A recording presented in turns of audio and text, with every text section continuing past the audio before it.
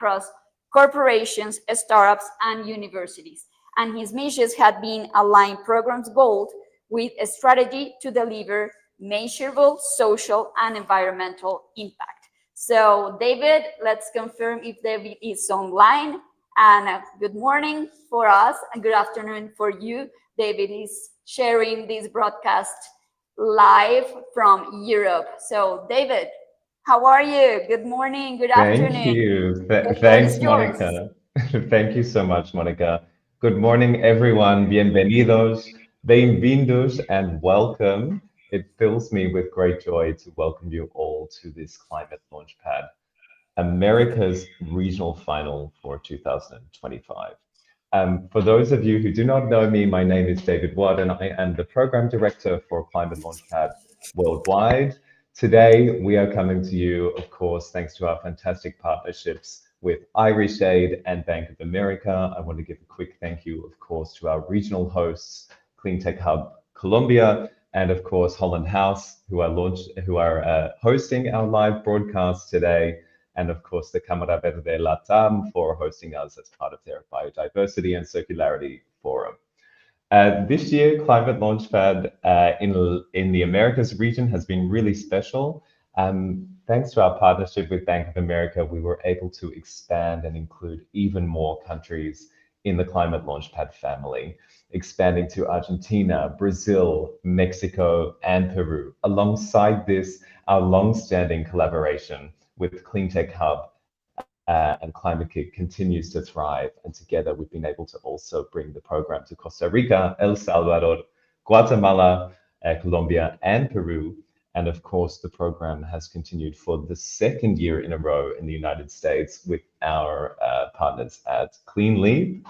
And we already have some plans underway to welcome a couple of new countries across the Americas into the Climate Launchpad family in 2026. All of these partnerships, and they say it takes a village, but it really results in a world-leading ecosystem for climate innovation. I cannot emphasize this enough, that across the Americas region, across all of the participating countries, we received a huge amount of submissions of green business ideas this year, with over 656 brilliant ideas with climate potential and potential to build a better future for all. Today, what you'll be able to see is some of the very best of those ideas coming to life through our trademark pitching events. Our finalists have worked really, really hard over the past couple of months with coaches and our national leads, so our local partners, to refine those pitches, and they're ready to inspire us all as they pitch it out on the road to Vienna. One of the greatest strengths of the Americas region is its diversity, not only of cultures, of languages, but also of ecosystems, of perspectives. So from San Francisco to the Amazon, this diversity really sparks a level of creativity and resilience that is uniquely part of the Americas. It brings together different ways of thinking and different ways of problem solving, which is exactly what we need to tackle the complex challenges of climate change. From here, the top two winners of this Americas regional final will continue to our global grand final event, as Monica mentioned, that will take place in Vienna, Austria on the 24th of October. There, they will have the opportunity to showcase their ideas on the truly global stage among innovators from more than 40 countries worldwide. To help them shine, we'll also be providing some additional pitch practice and training to make sure that everyone from the Americas region is ready to impress. But beyond the competition itself, today is also about community and building that regional collaboration. Climate Launchpad is more than just a contest. It's about bringing together entrepreneurs, partners, and supporters, all of us who believe in the power of business done differently to drive climate solutions. The Americas region has for a long time been a source of bold ideas, creative energy, entrepreneurial spirit, resourcefulness, and today we all get to celebrate that together. So, as I close off this welcome message, I want to say thank you to everybody joining us in the audience. I hope you enjoy observing the day. To all of our partners and new partners and old partners around the world, thank you so much. To our jury, thank you for being part of this project and this journey with us. And to our entrepreneurs, thank you for daring to dream and daring to act. To all the startups pitching today, try to breathe, try to enjoy this moment. It is an incredible achievement to make it this far and a great recognition of all of your hard work. Whatever the outcome is over the next 2 days, we know that this is just the beginning. So let's get started and celebrate the incredible climate innovation that has come out of the Americas region this year. And thank you, Monica. I hand back to you. Thank you, David, very much. Thank you. And actually, we are here quite nervous because this is the first time that we have so big regional climate launchpad here in America. As I mentioned, as David just mentioned, we have 7 countries. We have 21 founders that is going to be presenting their pitch, and they are going to be having the Q&A with the juries in a couple of minutes. So meanwhile, during the whole event and the whole broadcasting, we will be thanking all the sponsors that have been made this possible around every country, all these countries, especially Climate Launchpad, that have the vision to create this contest 11 years ago, of course, under the umbrella of Climate Kick. And then a lot of support across the corporate sphere as Bank of America and also Irish Aid from the multilateral sphere. So we're thanking a lot, all of them, to trust in this contest, and of course, the people that have been working in each of those countries making this possible, because without them, we will not be here. And now I want to open the mic to Mauricio Cárdenas, because Cámara Verde Latam is with us co-hosting this special event. As I just mentioned, last week they had an amazing event, the Forum of Biodiversity and Circular Economy, and we are going to be ending this special week that Cámara Verde organized during this long agenda that they have, with the announcement of the CLP winners tomorrow. So we are going to give the welcome to Mauricio. Hello, Mauricio. Where are you right now? You're in Mexico, or in which part of Americas are you today? Welcome. Hi, Monica. Thanks for inviting me.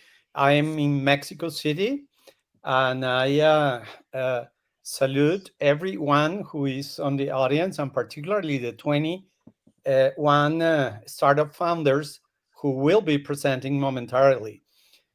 I'm proud not only to be here, but to have contributed from the get-go back in 2018 to the start of the Climate Launchpad process, which we feel as we are brothers and sisters, and we've learned a lot from the different ways that Climate Launchpad has offered the startup ecosystem in the Americas and obviously in the world. And we share the same values as you do.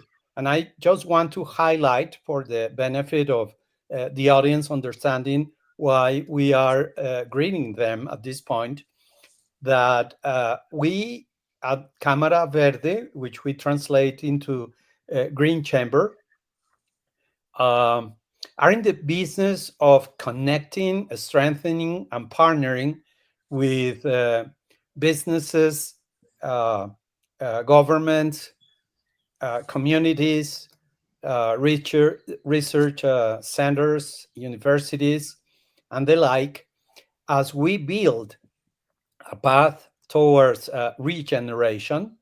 The climate action struggle is something that we dearly abide by, but that's not our limit. We and Climate Launchpad are about making sure that the business models that are escalated contribute to social justice, to the elimination of the causes of climate change, and ultimately to a better planet for the society that we are part of and our children will be part of. So everything that you will be exposed to from now and that you have already been exposed to, the connections that you've achieved, the mentoring that you've gotten, I myself and other 6 or 7 of my colleagues at Cámara Verde, the LATAM Green Chamber, have been mentors, uh, are here for a purpose, and that's increasing the green footprint of your country's economies and the planet's economies. And we will achieve our goals when you grow, and we are here for you. Thank you so much.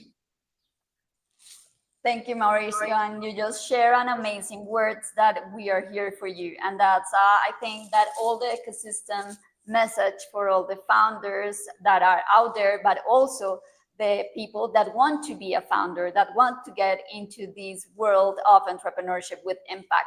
There's the Cámara Verde or the Green Chamber at a whole ecosystem and a sphere of support for this process of entrepreneurship. As we saw, from Argentina, we have Warm Argentina, until the United States that we have Clean Leap, in Colombia, Climatech Hub, in Mexico, the Tech of Monterrey, in Peru, Universidad del Pacífico, and the list will be like infinite if I keep mentioning all the organizations that are willing and that have special programs online to support these persons that are willing to go in this road of impact, of entrepreneurship with impact, and show, as David mentioned too, that new generation of businessmen and businesswomen that are showing that we are capable to impulse the progress based on the triple impact line. So we are able to create economical value, natural value, and social value.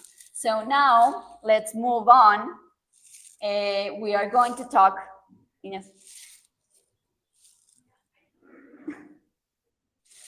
Yeah, I can see. I can see the short talk that Lina Bautista, the director of Cámara Verde Colombia, and myself will have tomorrow. Tomorrow. Perfect, Mauricio. So thank you very much.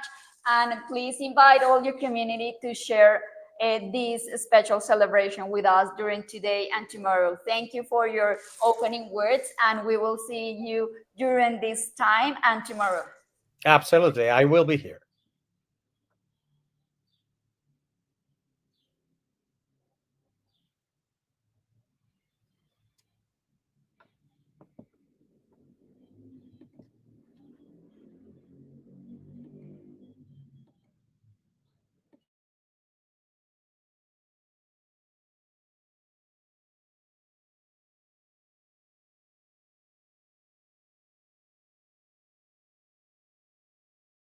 Climate Launchpad received 2,773 applications worldwide.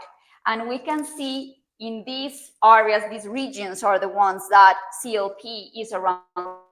So what we're seeing here is that the Americas have a really important second place. So we received 656 applications. From those, we had 116 teams that were in our boot camps, in our intensive boot camps. So we are really happy to be able to impact the region in this way. And of course, and as I mentioned before, these achievements are thanks to the support of Climatech, Irish Aid, and Bank of America, that they are actually supporting all the regions and all the spectrum, all the big mission that Climate Launchpad have around the world, that we really want to go further, to go to have that big pipeline of startups with impact. And I want also mention about the experience that the founders had in this process with Climate Launchpad. They complete an intensive bootcamp of plus 12 hours during 3 days with different trainers around the world. They follow then that job with weeks of mentoring and additional sessions with experts. They work a lot in those hypotheses and go outside the market and check about how what they were thinking is possible to make it happen in the market.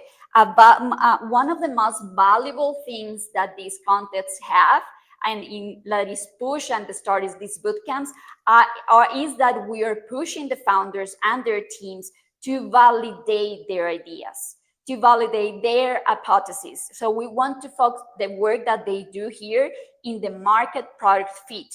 Why? Because as they saw in the training of those plus 12 hours, is that one of the reasons of those startups to fail, to go into the failure, is that they do not have market.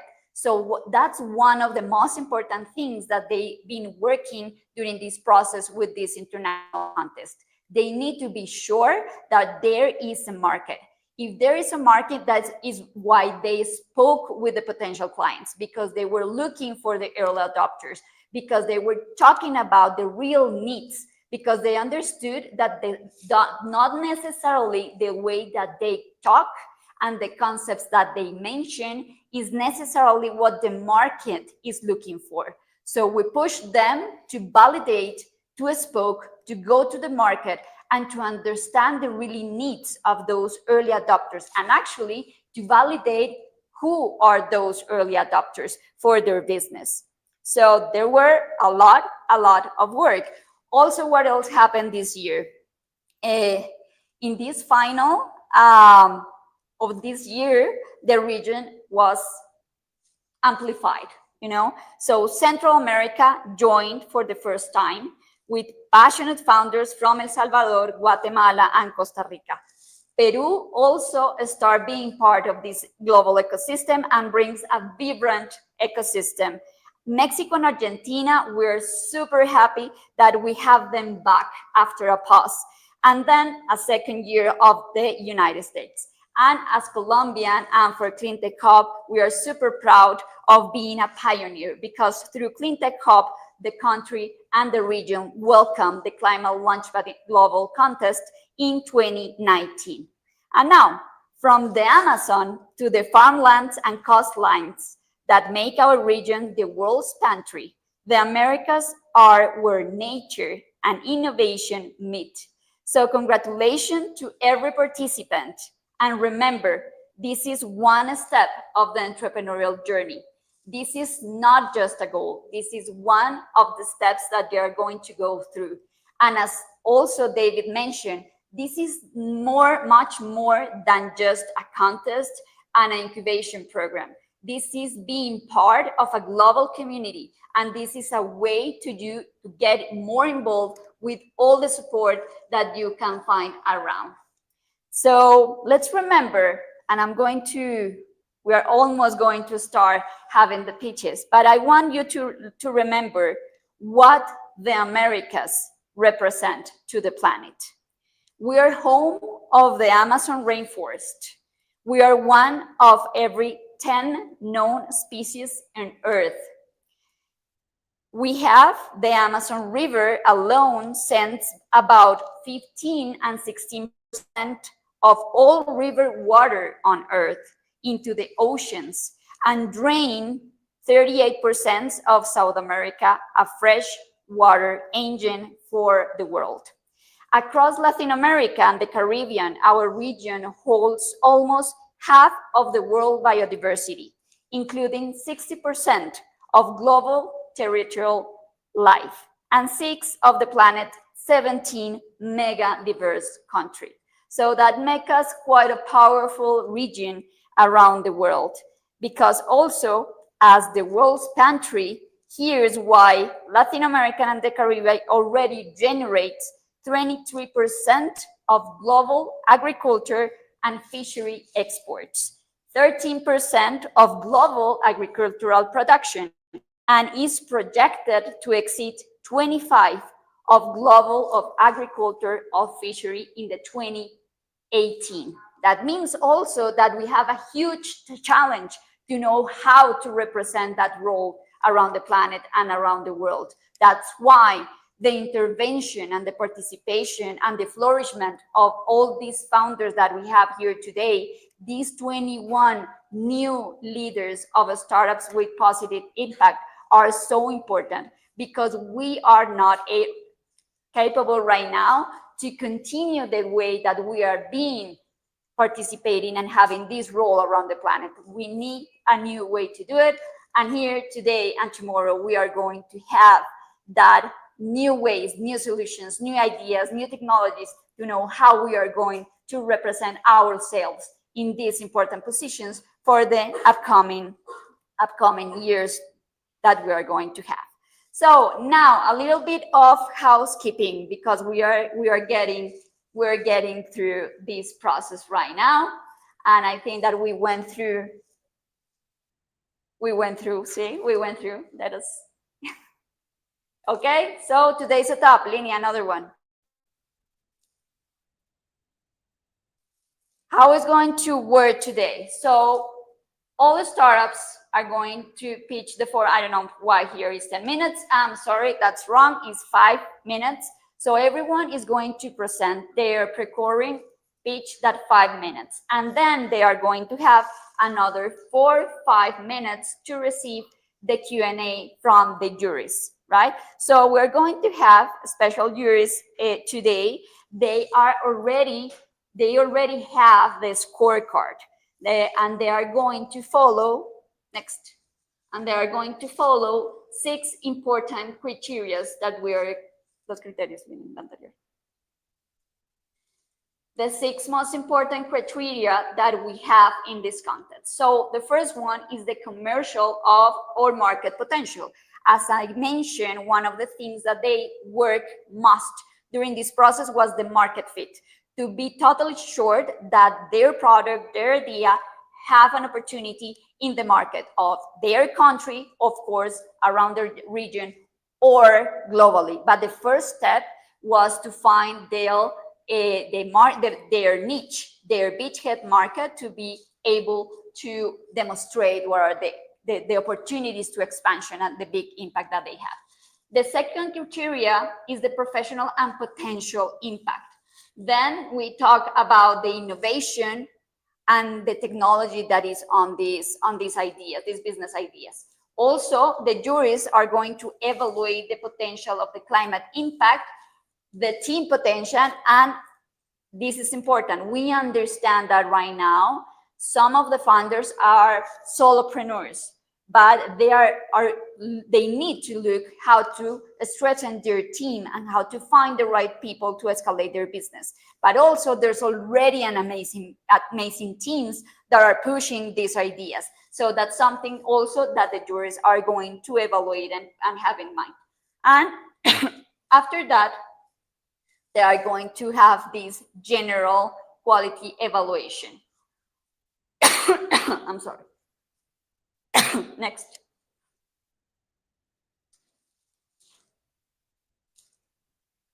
This is a mandatory pitch structure. This is a representative process of the methodology of Climate Launchpad. And since day one, all the trainers around the world explained to the founders and their teams that this was the structure that we're going to work through the bootcamp, through the training, and also to be supporting during the mentorship that they had.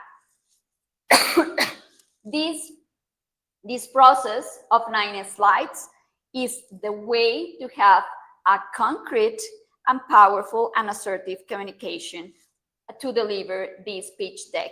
So we are going to see around the presentations of all the startups, this is structured, this is mandatory, and this is the way that we guarantee that Climate Launchpad as a global contest is going to be able to give and deliver the same information and deliver the same transparency in the process of selecting the winners. Next. I'm sorry. So what happens to the winners? We are going to be fast here because we are going to starting on time to the first pitch. So the second place, they are going to have a trip to Vienna, to the global final, to do their pitch. So they continue the competition to see how far they can get. Also, they are going to receive a free Santa Clara University certificate online class on starting business. I thank this to Clean Leap, our national lead in US. And also they help us to offer this amazing award here, thanks to Cloud, up to 1K per month cloud service credits and 6 hours free one-on-one engineering consultation. So this will be amazing for everyone, even if there's not so much technology in the business plan. And also 3 office hours Catalyst LATAM experts. Thanks for all the process to have this award, thanks to Catalyst, the Tech of Monterrey, and their area of entrepreneurship. And the first place, what are we going to see that are going to win the first place? They are going to Vienna, of course. We are going to be live in this amazing event. We are super excited. They are going to have a secure spot on the regional acceleration program of Climatech Hub for the 2026. They are going to have also the 3 office hours of Catalyst experts in Latin America. They are going to have the free Santa Clara University certificate, and they are going to have more cloud services credits that are going to be able to take advantage with OVH Cloud.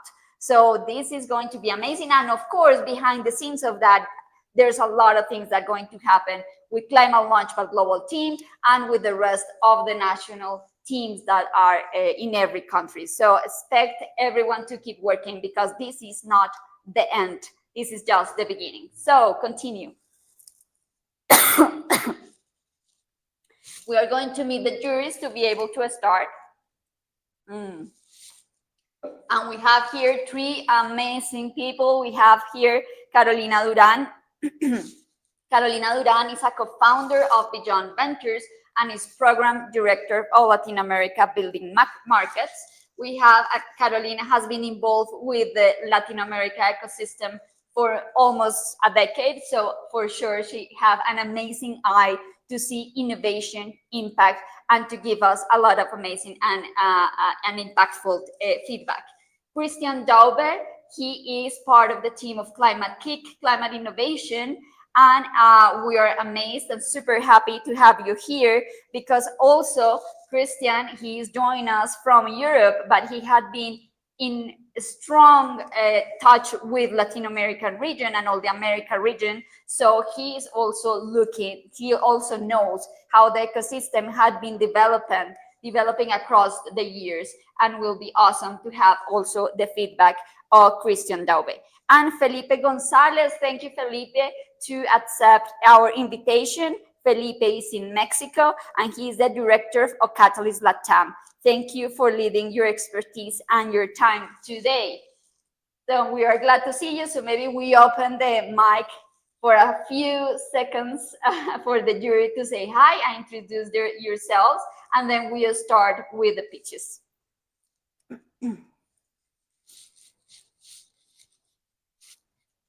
Felipe, Chris, okay.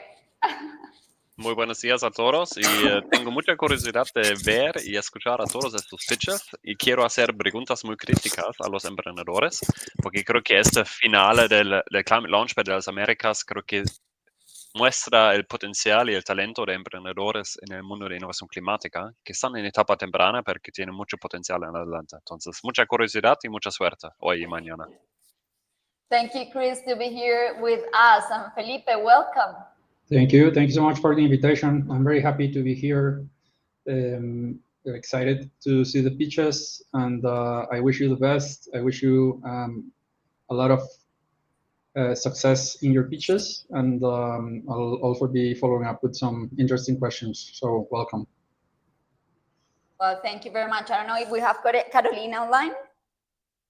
Okay, let's check, please, check with her, because the idea is to have you 3 here. So you jurors are ready with your scorecard and everything, right? Because the scorecard is really important, because this is a real-time tool that we work with. So I know that we don't want to give you much time to think about it. So the idea is that even while you hear the pitch or during the Q&A with another juries, you are able to respond to this evaluation process. And for us, it's going to be easy to seeing how we are going to start having all the evaluation process and data to have tomorrow identify the winners of this regional that we are super excited to have. So we are going with the first group of pitching, that is food system, food and agriculture. So we are going to start with Sierra. Yeah, this is the startups that we're going to have today. And we have here Jose Enrique, that he's ready to present, to hear his pre-recording pitch. And then Jose Enrique, that you are in the virtual Espera. So after you hear your pre-recording pitch, you have your microphone open to respond to the Q&As of the jury. So welcome. And now this is the thing that's why we are here. We are starting with this pitching process to identify who will be the winner of this Climate Launchpad Americas finale. So welcome.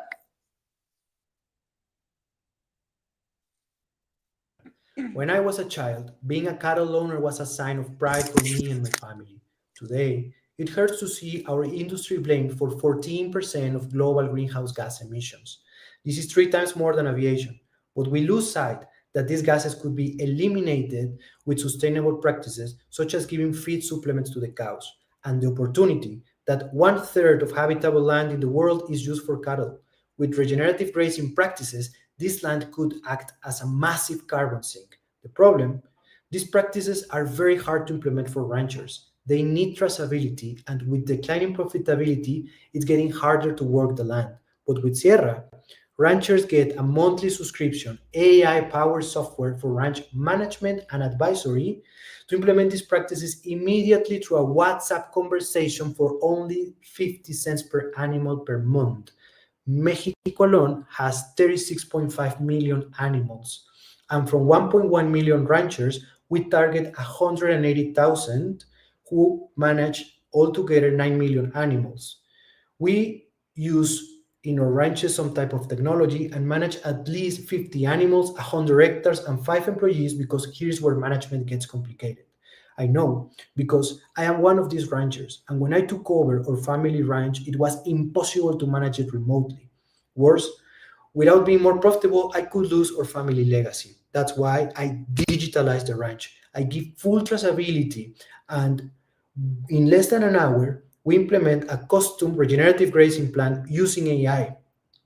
And being more sustainable, we also reduce 25% of water use, 20% of feed cost, increment 35% of land capacity, 10% of meat margin. These projects into 1.5 to 2 times annual profit increase. And the best part, we didn't have to change anything in our operation. Gerardo, our 56-year-old worker who didn't even finish elementary school, is able to do his job without learning a new software or use Excel. He just grabs his phone and starts a conversation in WhatsApp with Tabo, or AI assistant, and Tabo guides him. He asks questions such as, what is the number in the ear tag of the cow? What is the weight, the paddock, the grass type? All that information gets clean, even if it has typos, and saved to the cloud. So from anywhere I am, I could ask Tabo, what's the best grazing plan for my ranch? And Tabo processes pre-stored documentation with best grazing practices and calculates animal consumption based on animal weight, pasture types, and local weather forecast to return in a simple message how and when I should rotate my. We started being a marketplace. Today we are more than 400 ranchers. From those, 80 are in the waitlist for using Tabo. 25, we had conversations with them and visited 5 ranches with the best practices. And even them, their Excels are outdated because of the input of the data.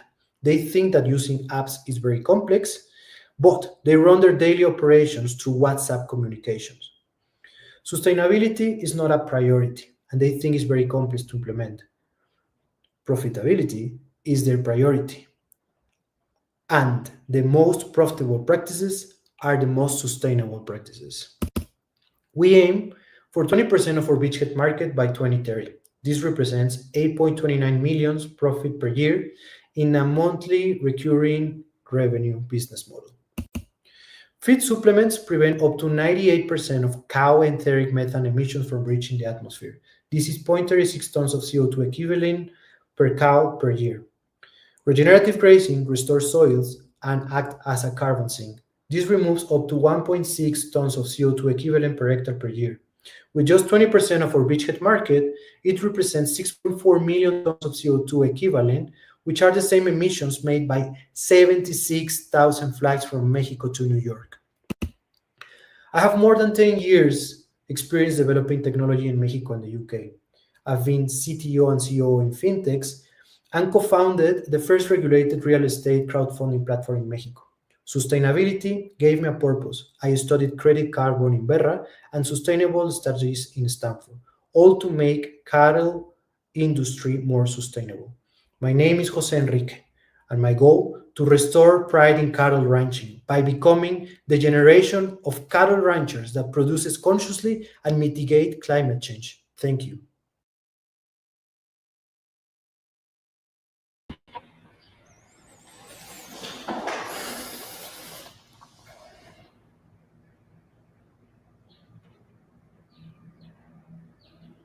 Can I jump in? Can we Go for it. start asking questions now? Go for it, Felipe. Yes. Thank you, Jose. That's an awesome Batman t-shirt. Thank you, Felipe. My question is on the traceability of the recommendations that you give to the ranchers. So how do you make sure that they are implementing what you recommend, and how does the profitability increase gets reflected somewhere where you can actually track that they are following your recommendations? Thank you very much. I'm going to split the question in two. So first of all, the traceability of ranch management is what they already do by notebook or Excel. So we just empower what they do, and we help them reducing typos and keep it sync. And then we have modules that make more accurate support and advice on how to track, for example, in sustainable practices. So we align to Berra frameworks. Or, for example, they have two frameworks, one for grazing. The soil is alive, and just like us, needs a living microbiome with thousands of microorganisms just to flourish. Just something. And also for the feeding supplements, we need to merge the two traceabilities. They merge the traceability on the ranches and also the traceability of the whole value chain and the traceability on the values that comes from the Berra framework. Thank you. I have a question as well, Jose Enrique, and thanks for the great pitch. I'm curious about, on the one hand side, your competitors and alternatives on the market, but also what kind of risks do you foresee in the future? Yeah, okay. Competition, I mean, we know that technology is replicable all the time, but our market expertise comes from, I'm a third generation farmer. I think my grandpa, my dad, all my friends are cattle farmers mostly. So we understand the market, that the development comes from somebody who knows how the market works. And we know for sure that this market is not like a risk taker by heart, let's say, but it's not something that they initially do. But we know that once we get there to the market and earn trust, we have a chance to scale very big. And also this comes to the risks. The risk is to be very aware the stage of our development, the stage of the traction, the state of our market, the cohorts we build, and the metrics we have to monitor, be patient when we need to be patient, and push very hard when we need to push very hard. So these are the risks, not surviving that process. Okay, thank you.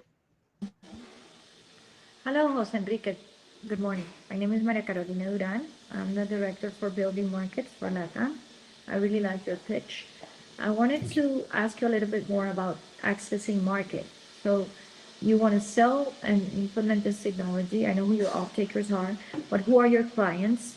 And within that, is this scalable to other types of sectors and markets? Are we able, do you think, would you be able to work with local organizations and governments, not directly a client itself, but a group of clients that might be organized somehow in a cooperative way? Please expand on that. Thank you. Thank you very much. Yes, our initial market is small and medium farmers because these are the ones who manage most of the land in cattle farming, and 56% in Mexico territory is used for cattle ranching. So we need to get this software to the small and medium farmers, and also while looking for these partnerships, these big companies, the thing that they tell us is that they know how to get to the big ranchers, but they don't know how to get to the small and medium ranchers. So this is where we make this technology accessible for everybody that doesn't feel like technology because it's using by WhatsApp. They already use it. So we are this bridge between big corporations making alliances to get to this market that they are not able to get while using technology that is very accessible. So also the technology is built modular and could be used in any other input and output, even in an app, and it could expand to different markets. Depending with the partnership, this could be a very good opportunity where the partners are, we could help them with the technology and solve strategically pains in all together. Thank you very much. Okay, Thanks to you, Jose, Maria. thank you very much for your pitch. Thank you for being here live, responding this Q&A. Thank you, Felipe, Christian, and Carolina, for having these questions for this first participant. So we are moving forward. I know that all of us want to keep talking with entrepreneurs, but this is the dynamic of this event. So we are going with our second founder. We are going to talk with BioLife. Mark should be going into the stage. So Mark of BioLife, Peru. It's called modern agriculture, and it kills most of these microorganisms off due to the toxicity. The soil is alive, and just like us, needs a living microbiome with thousands of microorganisms just to flourish. But there is a problem. It's called modern agriculture, and it kills most of these microorganisms off due to the toxicity and the chemicals used. Hi, my name is Mark van Eenam, and I'm the founder of I Am BioLife. We offer a solution. Biomax is microorganisms easily mixable with dried fertilizers. 1 kilo of biomax for every 1,000 kilos of fertilizer, and that at a very competitive price. Together, these two form the ideal vehicle to carry the microorganisms back into the soil. Together with our beachhead client, we defined a new paradigm, living fertilizers. We went for this market because it is stable and has established sales and distribution network. Just the Peruvian market is already over $100 million, the Latin American 5 billion, and research shows that the global market is expected to grow to $80 billion by 2030. Now, the Peruvian government did an initial study in 1996 and discovered that 8 of the 12 million hectares were already severely eroded. Now, eroded and degraded soils are not fertile anymore and don't buy much fertilizer either, but still generate massive amounts of emissions. So selling live fertilizers help regenerating these soils and reduce toxicity. Here one can appreciate the enormous added value for the SDG 1, 8, and 15. The International Plant Nutrition Institute published that living soils can store 13 tons of carbon per hectare for every 1% of organic matter. This equates to 60 tons of CO2 equivalent, and this can run up to 300. We had to register Biomax as a biostimulant. The reason is that it's so new that it doesn't have its own classification yet. The production of our biotechnology is already CO2 neutral and is easily scalable. Our biggest advantages are that our solution can be mixed with fertilizers and applied in 1 hectare in reality to unlimited amounts of hectares.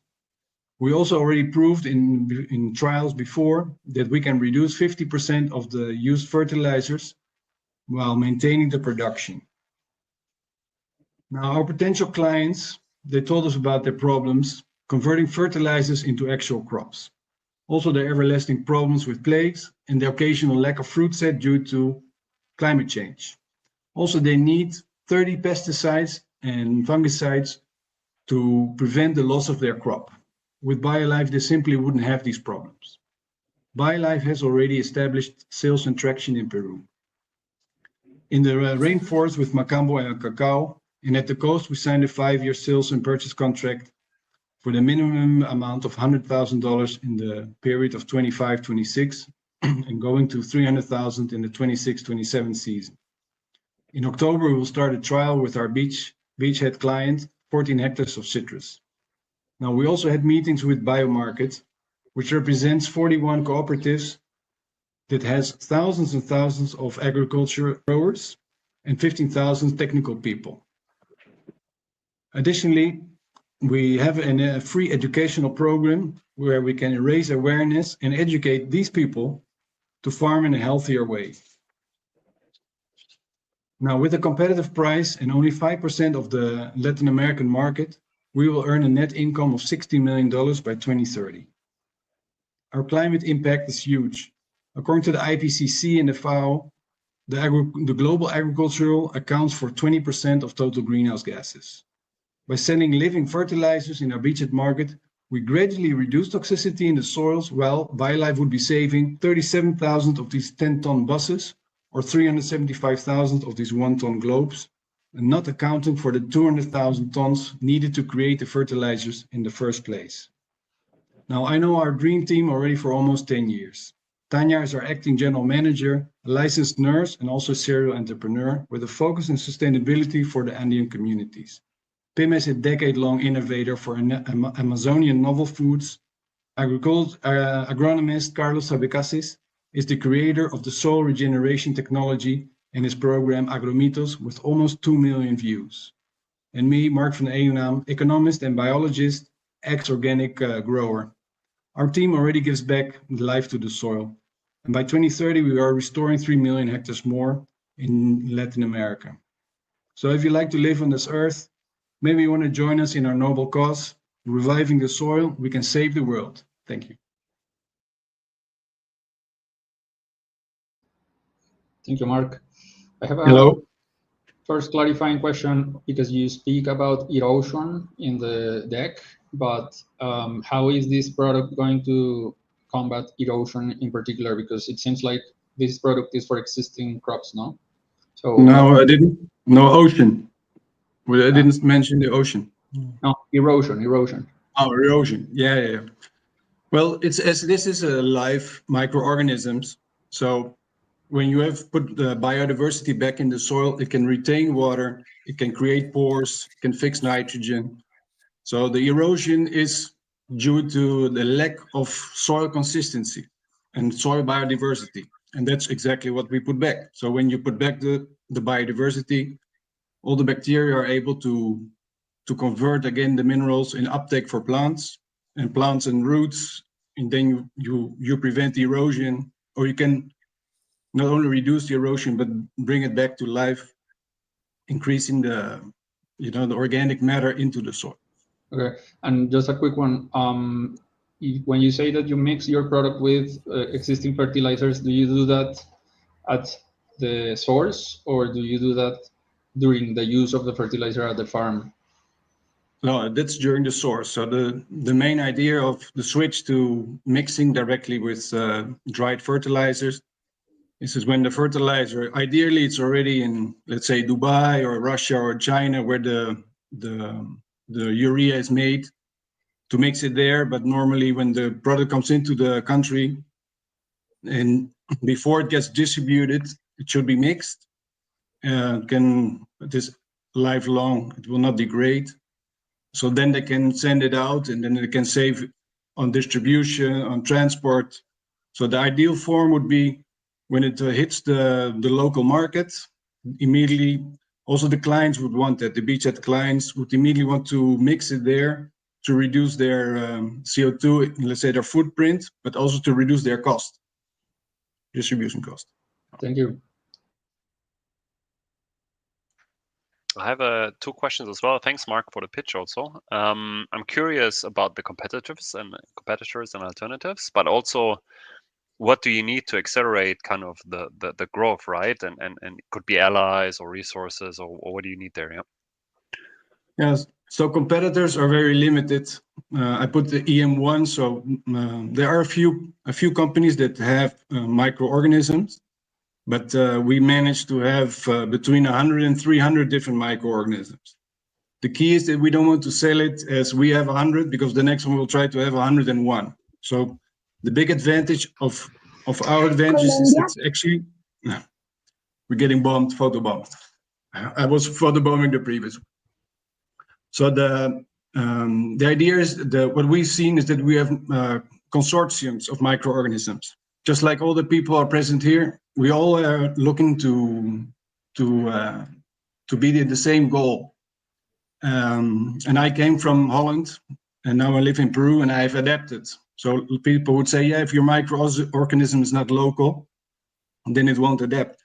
And that's just simply not true. So the microorganisms will adapt to the pH in the soil, to the environment. And of the 300 that actually can work, maybe 80% will work. But that the soil, the life will decide for itself if the conditions are right.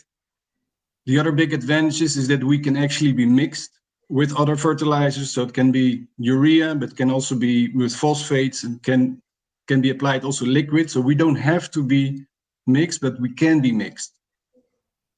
And then as it is already pre-mixed, let's say before, that means that the quantities that we pre-mix, that is how much can be applicable. Where normally EM is a live culture, you need to ferment it 1 or 2 weeks in your own farm.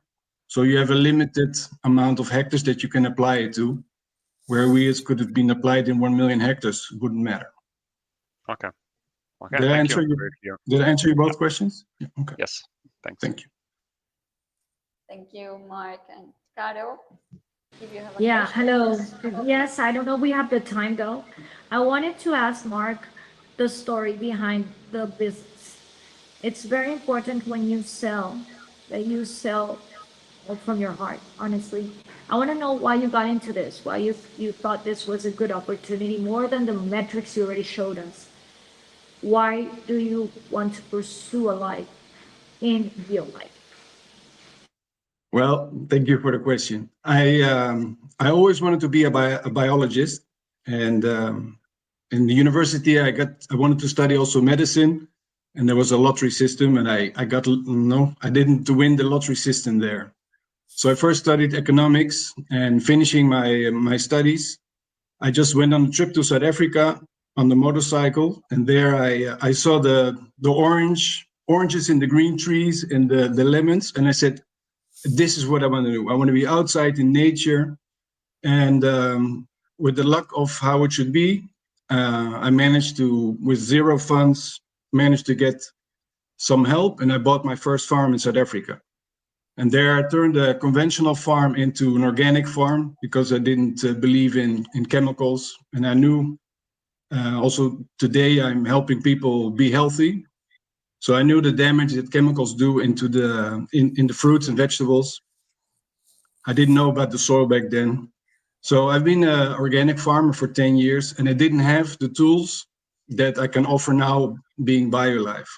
So small farmer, he doesn't even have the knowledge to already make a difference by using the living fertilizers, already reducing the toxicity and bringing back the life to the soil without him being trained. Although we offer a training program, he can already improve his own situation, become more independent and sustainable, and putting back life into the soil will put back life into the final product, which at the end we eat. So being an ex-organic, a previous organic farmer, I didn't have those tools. Now everybody, organic or non-organic, could actually farm sustainable. And who wouldn't want to, who wouldn't want to live a lovely life like that, being in nature and seeing everything return to sustainable? Thank you so much for the 3 years for your questions. Mark, thank you very much. And thank you because actually you make a point on the words that I was sharing with you at the beginning of this event, of the introduction of this event, is how we are going to do things in a different way. And your passion, your experience, and all what you are willing to do with and the impact that you want to deliver is amazing. So congratulations, Mark. And Juris, Thank we're you. getting ready for the next speech. So thank you, Mark. And we are giving the welcome to Nush, to Alexandra San Clemente. And Alexandra is from Colombia. And she's also have been involved in different programs with Universidad Externado. So welcome, Alexandra. We're also excited to see you here. And now we are going to see your pre-recorded pitch. So we are ready to see the pre-recorded pitch of Nush Mindful Food, mindfulness. Colombia throws away $2.5 billion worth of fruit and vegetables every year, equivalent to 663 trucks of food wasted every single day. Where most just see waste, we found the bridge to a $2.3 billion healthy food market hungry for sustainable solutions.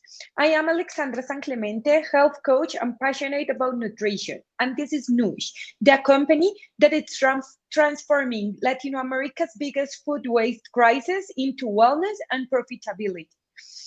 This massive food waste is an environmental catastrophe, representing 10% of global greenhouse gas emissions.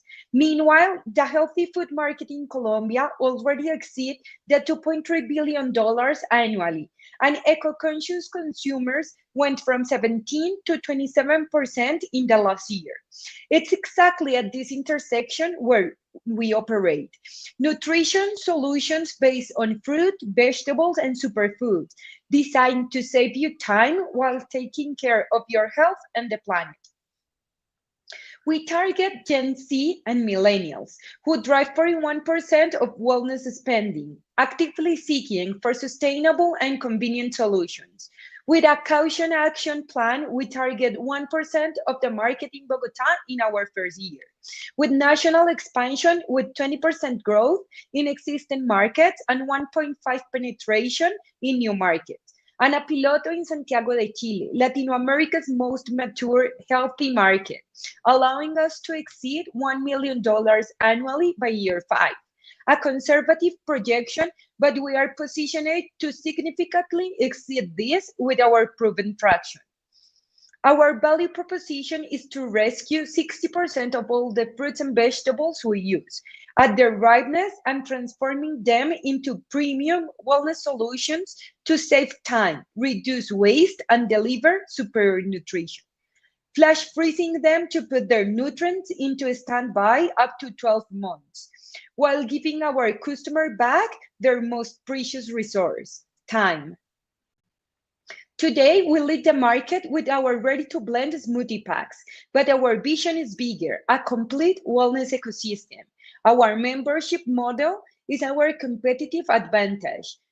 We are building a community, providing them with education and support to build a healthier relationship with food and a more nourishing diet overall.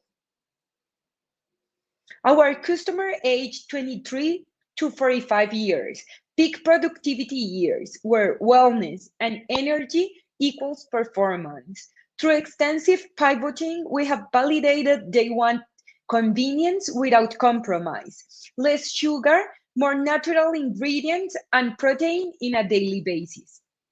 The numbers prove our model works. 53% repurchase rate means more than half who try us become loyal customers. Our hybrid approach drives strong margins, 40% direct customer and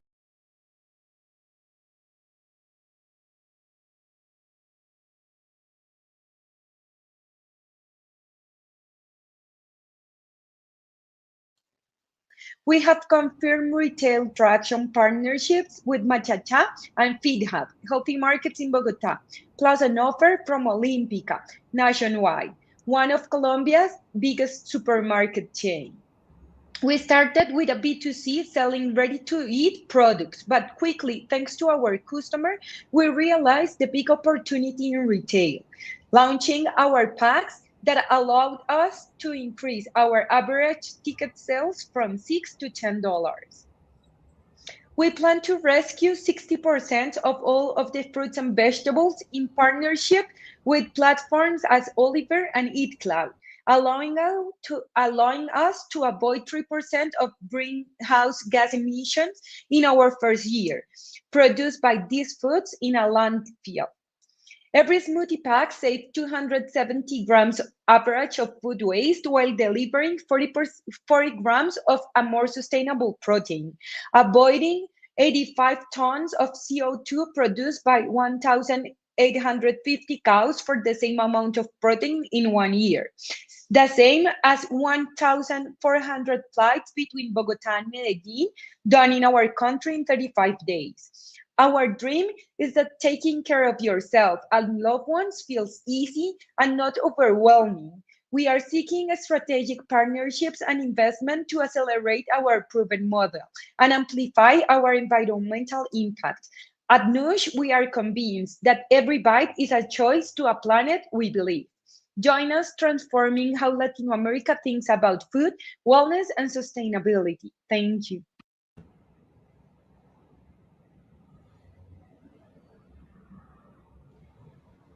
This time I will start. Go ahead. Go for it. Okay. Thanks, Alexandra, for the pitch. Also very, very useful. I have two questions also, because you mentioned that Olympica is very interested, which is, of course, a large chain. And how would you respond to such a large chain where you have to increase capacity and production capacity, I guess, a lot? And what competitors are you facing then when you're inside Olympica, let's say? Because I've seen in my life in Colombia, I've seen similar products coming up in a way and for a very specific market, which is similar to yours, I would say. Okay, that's one of the things like we are trying to see, because we will have to have trucks with frozen trucks that we can like send our product to other cities in Colombia. So that's one thing like we are looking for how to do it better. And the products we have seen in the market that are similar to us, it's this blended like powder, fruit powder. It's the most similar to what we have in the market. Also, we know that the texture that we give to our smoothies is completely different, because it's like an ice cream or a spoon, like you can eat with a spoon, and it's not like a juice as if it was a powder. I would continue here with another question, Alexandra. Thank you for your time. I'm I'm a consumer of this type of food and goods like daily, and obviously I like quality, I like price, and quality by quality I mean flavor. But it's a very strong, very competitive market. And next to Christian's question, like going to Olympica is great, but do you have not only production capacity but also cash flow capacity? Because the payments are normally made in Olympica and concrete over 180 days. And having said that, how are you going to be differentiated from the market, from all the other wonderful products, mindfulness products that we know exist? Yeah, okay. One of the things why we are looking for investment is because of that, because we know most of the markets pay in 180 days, maybe 60 days, but at least 60 days. So that's one of like a big thing for us. And how we differentiate about other products in the market, Like we have strongly been trying to sell smoothies with nutritional value. It means really high in fiber. If it's in a powder, you can get the same in fiber as if it's like the real fruit. Also, we balance protein, fiber, no sugar added, and we use probiotics as well from coconut yogurt and from Greek yogurt. And also, we are trying to uh, put education as a big part of our brand. Alexandra, thank you so much. It looks delicious. I wanted to ask you, where do the fruits come from? And how do you ensure that the food contamination is not a problem? Okay. Like one of the things we are trying to do is to contact Eat Cloud and Oliver, that they are platforms that already save food. So becoming them like a provider for us, so we don't have to do like we don't have to do this thing that they are already doing, that it's getting the fruit and making sure the fruit is from these sources. But how did we get to this? Because every time we went to the market, we were looking for the fruit that was in mature enough. So because we don't use any sugar or any additional sugar, so we wanted the fruit that was really mature but in a good way, like. And when these people start seeing the fruit get a bit mature, they have to put it apart, because one fruit that is mature, we will mature the rest of the fruit. So that was the fruit we were targeting. Thank you. Okay, thank you.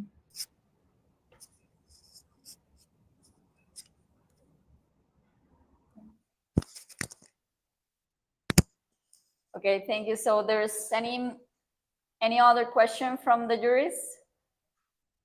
No? Well, thank you very much. And something that maybe, I don't know if the audience is questioning, why, if all of our juries speak Spanish, and of course, and Alexandra is from Colombia, we are doing this in English? Well, it's because we are regional competition and a global competition. That means that we are using the priority language that we share to be able to connect between others, and also because between the 7 countries that are participating in this regional is United States and Brazil. So that's why we are doing the regional in English. And I want to congratulate and say thank you for all the founders for making this effort also, because sometimes they don't feel so comfortable doing a pitch in a second language. So that's also that I want to mention and to highlight that it had been an extra effort for the founders to do this pitching in their second language. So Alexandra, thank you very much for your presentation. I think that we are super on time in the agenda. That is very important in these kind of events. And we already have Francisco. Yes, Francisco, hello, how are you? Francisco is from Mexico, and his idea and project is Soiltronics Robotics. So Francisco, thank you very much for being here. Maybe let's Did you know that we a only little have bit. 60 Let's years wait, of fertile soil wait. remind? Thank you. I want to give like a just 2 seconds break for the juries to go with this next speech. And actually, it's going to be the final pitch for this group. We were in the group 1 of food system, food and agriculture. And then after Francisco, we are going to give a 20 minutes break for the juries. And we are going to be with our first special speaker guest, Carlos Serrana. But by now, we are going to put all our attention in Francisco pitch, presenting Soiltronics Robotics. Thank you.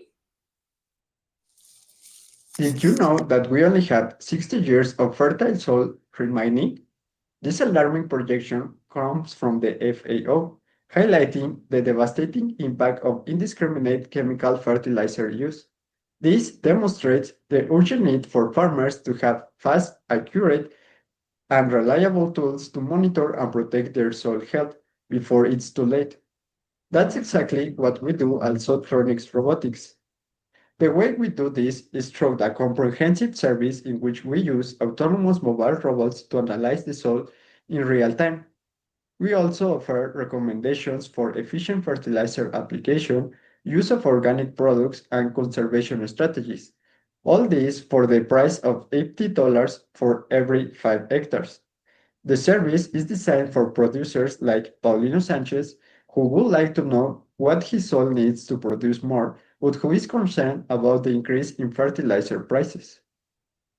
Currently, the global soil testing market is huge, with a valuation of $3.85 billion and is expected to reach 4.5 billion by 2026.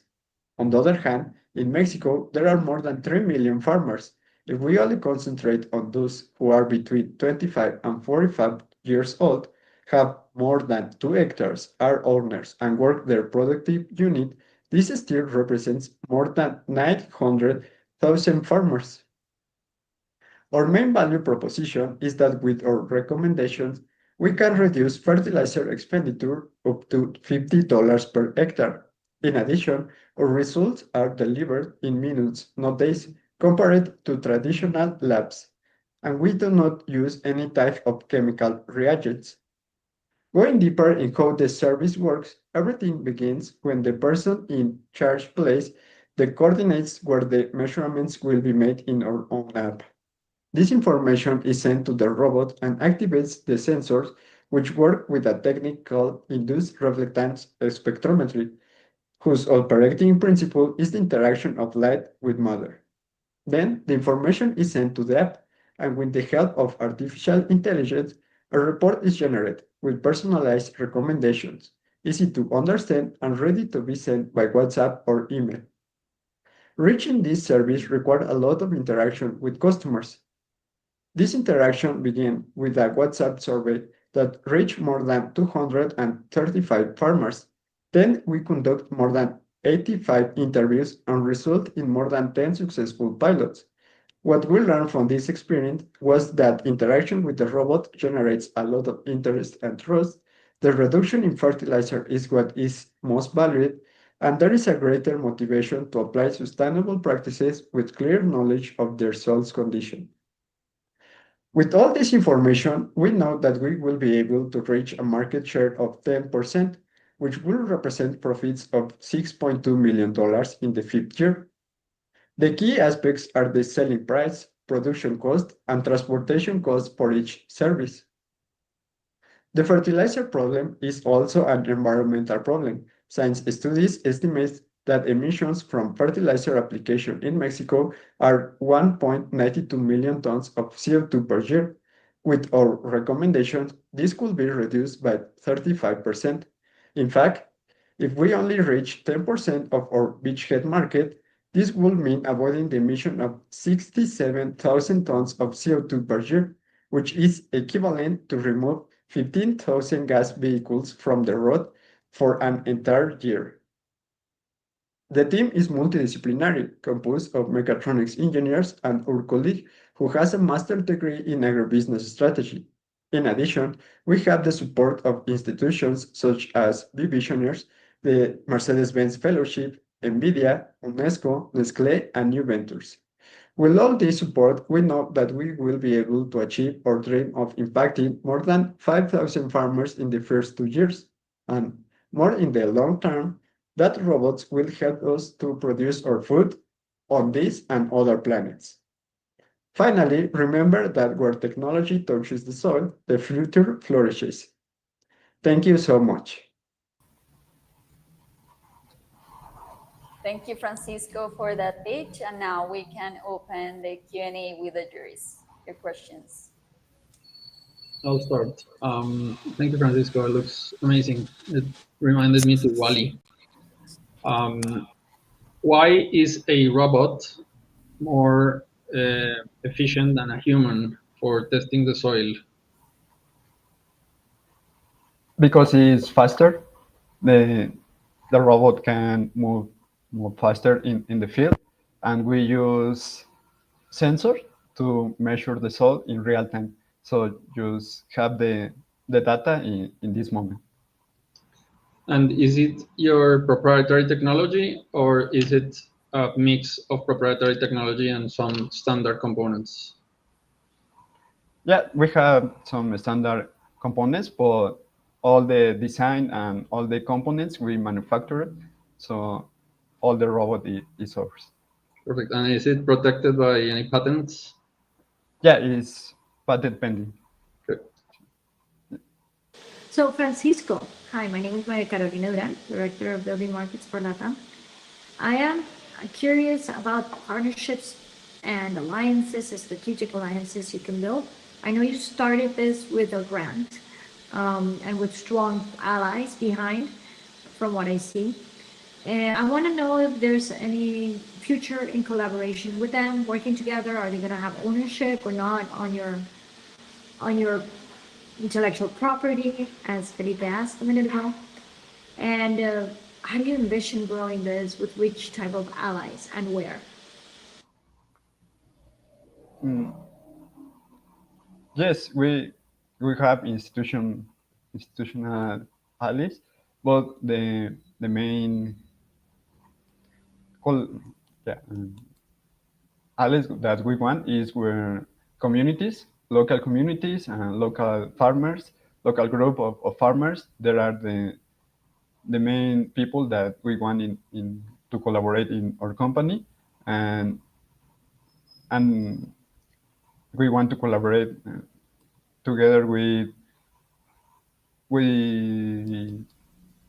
producers of organic fertilizer to recommend these products when our analysis requires that. So yeah, we want to collaborate with local farmers and fertilizers for organic products. And to grow this, we are based in central Mexico. So our next goal is to expand to the western state in Mexico, like Jalisco and Colima. So because they are the big areas to produce agriculture. Uh, and looking ahead, we want to expand to other Latin America regions. We're facing similar issues like, like soil degradation, the overuse of fertilizer, and the urgent needs for sustainable practices. Okay, thanks, Francisco. And what risks do you see there, and how do you mitigate these risks? The main risk is facing the resistance to change from the farmers. So the way to addressing this is concentrate our efforts to young generation of farmers, so they are more tend to be more conscious about environment and try new technologies. So that is our strategy.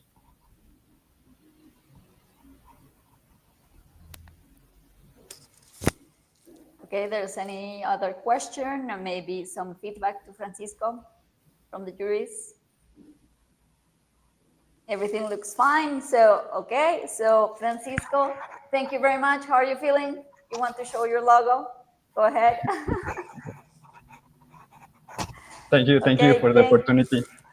thank you Thank very you. much, Francisco. We're so glad to have you here, and I want to take this time also to congratulate the team of Tech of Monterrey. That was a team that was working with Francisco, also with the other entrepreneurs. We start with Sierra, that is also from Mexico, and work with the Tech of Monterrey. Then we had I Am Biofile, that is from Peru. And Mark was working with Climatech and la Universidad del Pacífico de Peru, an amazing ecosystem, and Nush Food from Colombia that was working with the Externado de Colombia and also Climatech. So now, Yuris, please take your time and finish your evaluation in the scorecard. Also, you will find at the end of the chart, last column, where you are able to leave some feedback some notes or anything that you want to said to these participants, because I know that we have so less time in this conversation. So if there's anything that you want to us communicate later on to these founders, please leave those notes there in the Excel. I'm pretty glad that we are super on time on our agenda, and this is amazing because everyone is like being in that structure that is amazing. So Juris, we want to give you a 20 minutes break. I know that you need to breathe, to finish the evaluation, to stretch your legs and maybe have some coffee or water to continue the next part of the pitches. So I will also invite you to keep here listening to Carlos Serrano, that is our special first speaker.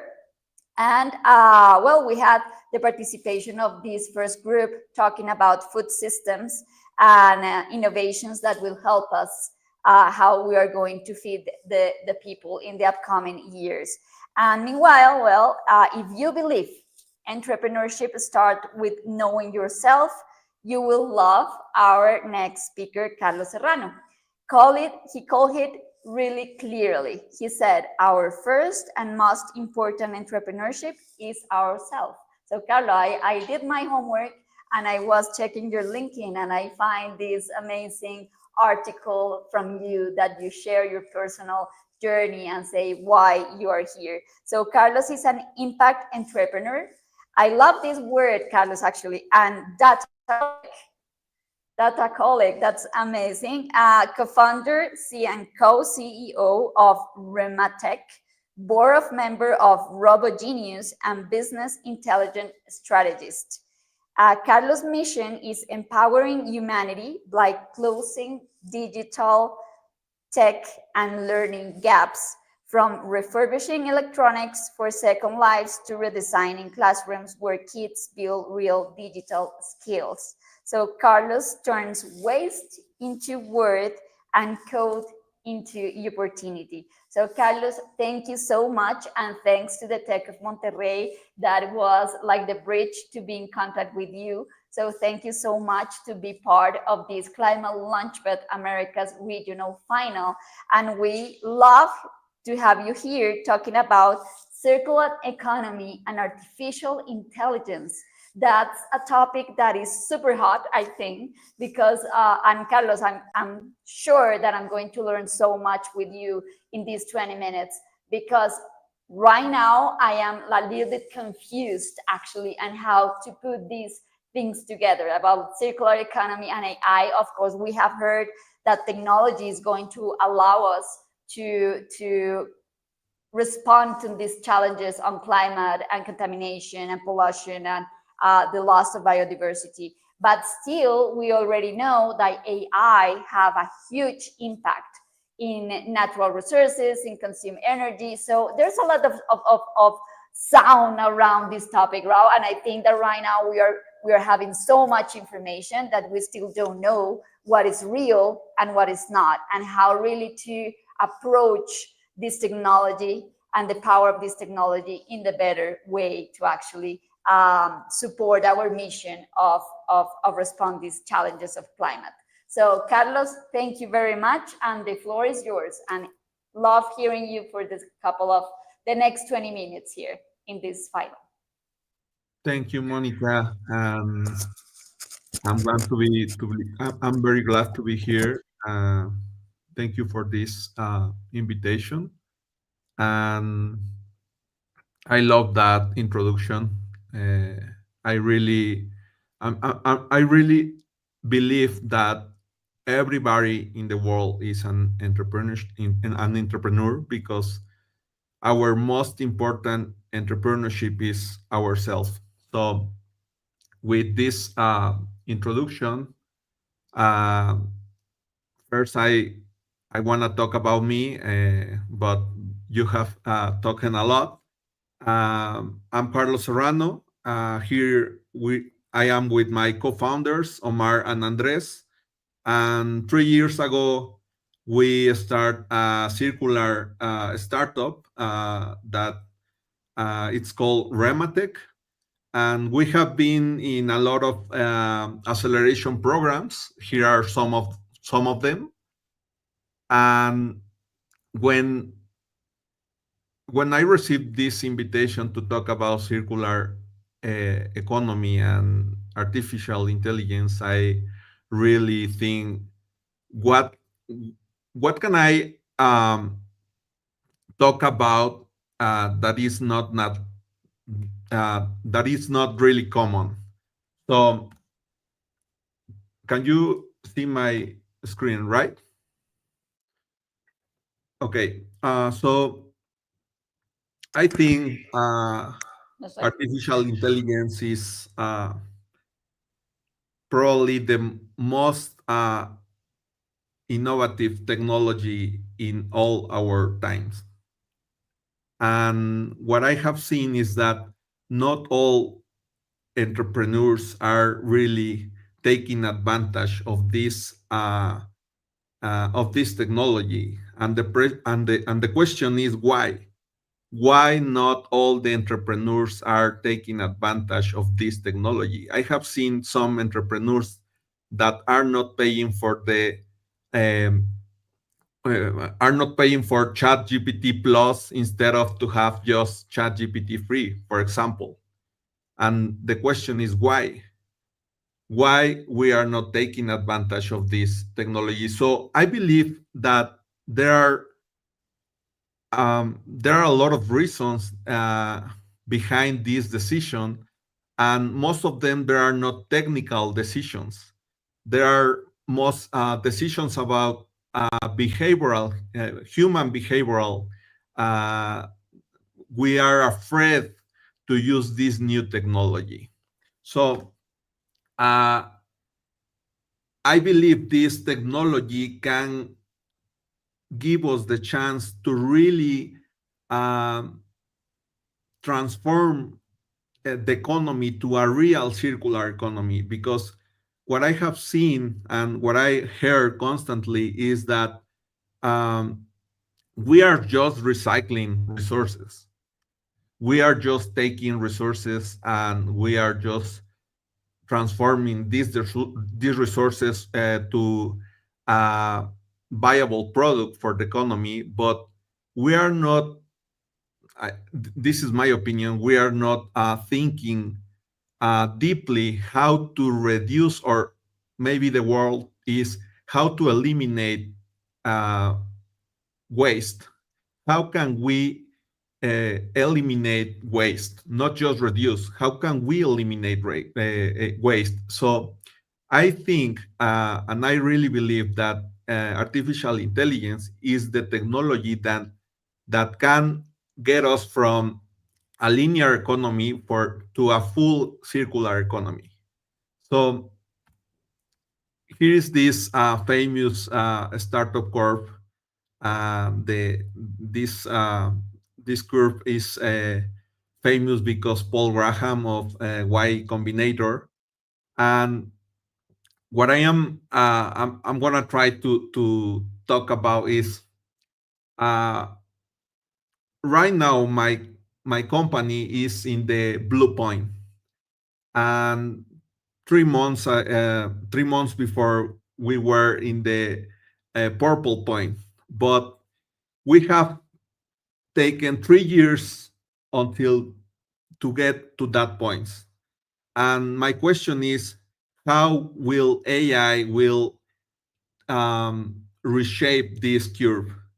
It will true of sorrow will be eliminated, or maybe it will be just a little.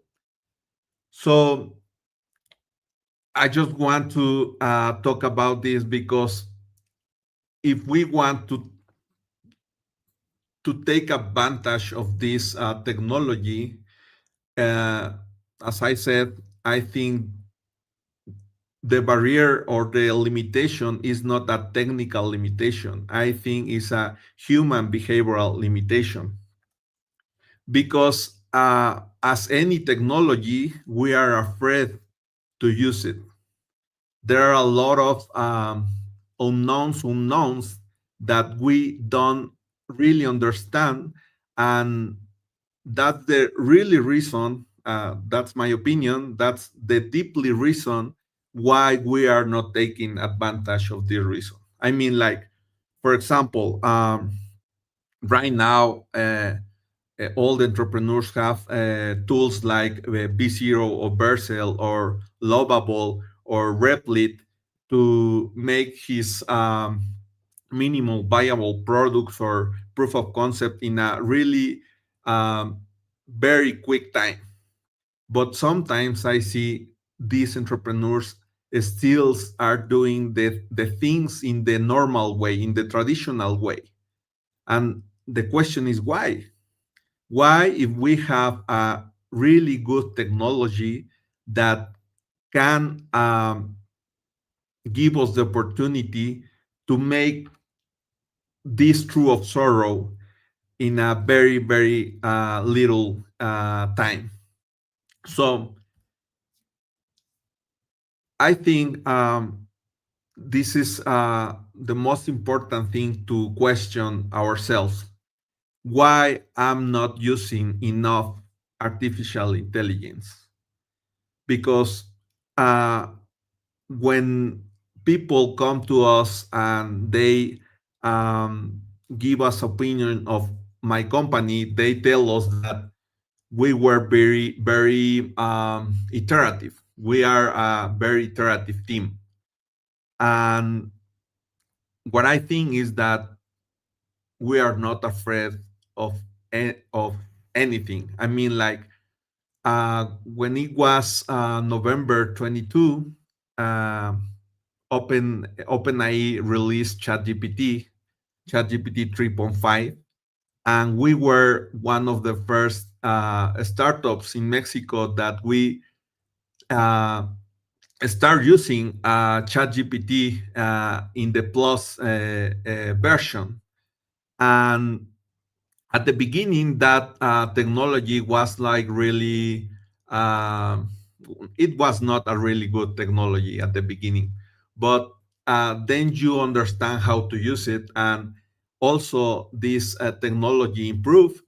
And then I can see that we are really good using ChatGPT and other technologies like cloud and Lovable, B0, and technology. There are a lot of technologies around. So what I believe is that if we do uh, this uh, this question to ourselves, and then we really understand why we are not using uh, artificial intelligence enough, then we can reduce the time for the true of sorrow.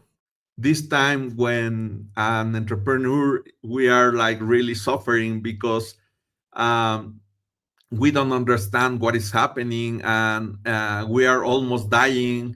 And that's the really part of an entrepreneurship when where uh,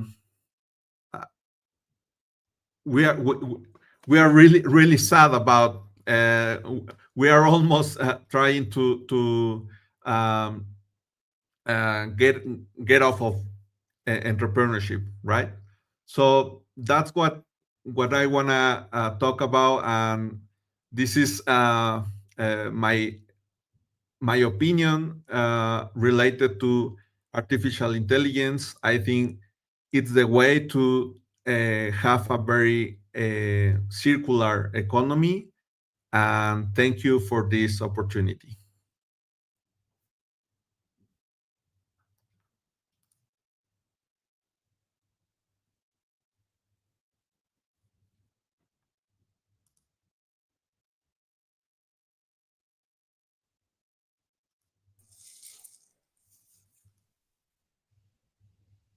Carlos, thank you so much. But I wanted actually to ask you to leave your presentation on. I think that you just stop sharing it. Okay. That last one.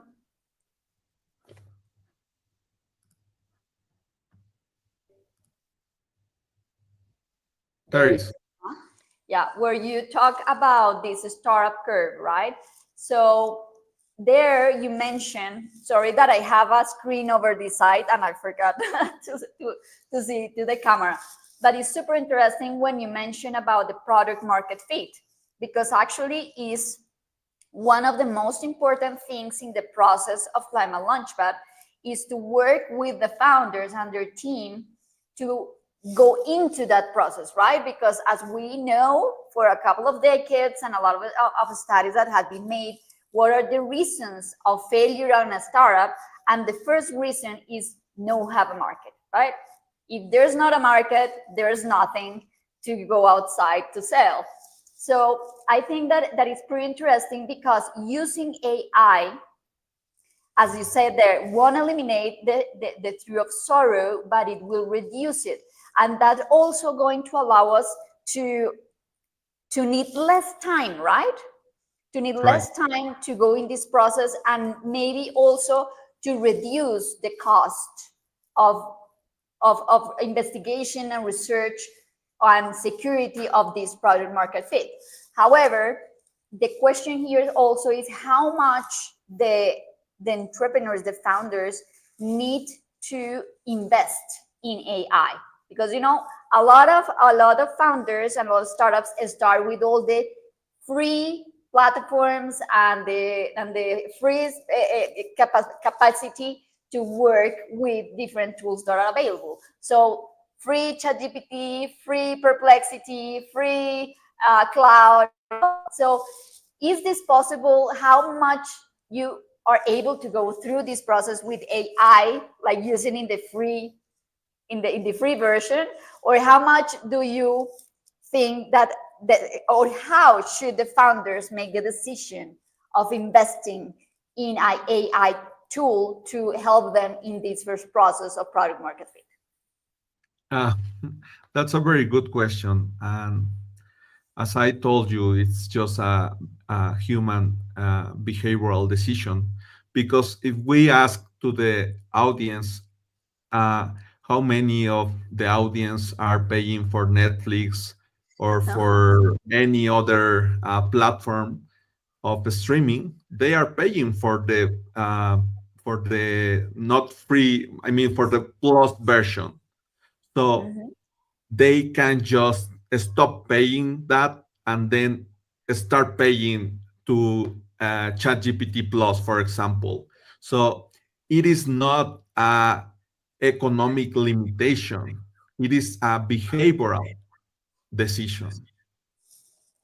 I love that. Behavioral decision is so amazing. And actually, there's a lot of things that we can go through that road when we talk about this first earliest stage of any kind of a startup of entrepreneurship, right? So I think that is important message that you are leaving here, Carlos.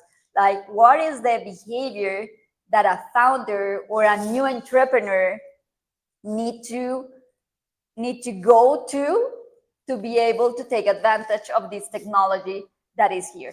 And I think that we are seeing a couple of questions here through YouTube, especially. One of the questions was, Carlos, how you are using AI on your company. So here is, Carlos, how are you using AI at Rematch? If you can share with us and Yes, respond to Ventures Lab. we are an AI-driven company. I mean, like every time we have a problem, we first think how to solve this problem using AI instead of to think in an paying for an expert. We start thinking using AI. So we have all the management team have we have ChatGPT Plus, and our developers they are using Cursor, Cloud Code, and we are not afraid to pay for AI because we understand that the ROI for that investment is really high. Where will be your advice for new entrepreneurs to go to that mindset? You mentioned ROI, like, it's like you understand, you change your behavior, because you have the data and you have the capability of make those decisions based on data. And one of those data is ROI, is what is going to be the return of that investment. And I think that when entrepreneurs is starting this first road of really early stage, it's like, I don't have nothing, right? It's like, I need help from others, I need the ecosystem, I need external help, I need money for friends, fools, and family, you know, like, it's everything depending on the outside. So what will be your advice for that change of mindset? As you said, this is just mindset. If you think about limitation, then you will see limitations everywhere.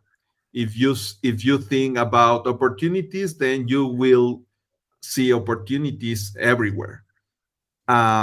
So that's why I am really sure that the most important entrepreneurship is ourselves, because if you change that mindset, then everything will be easier.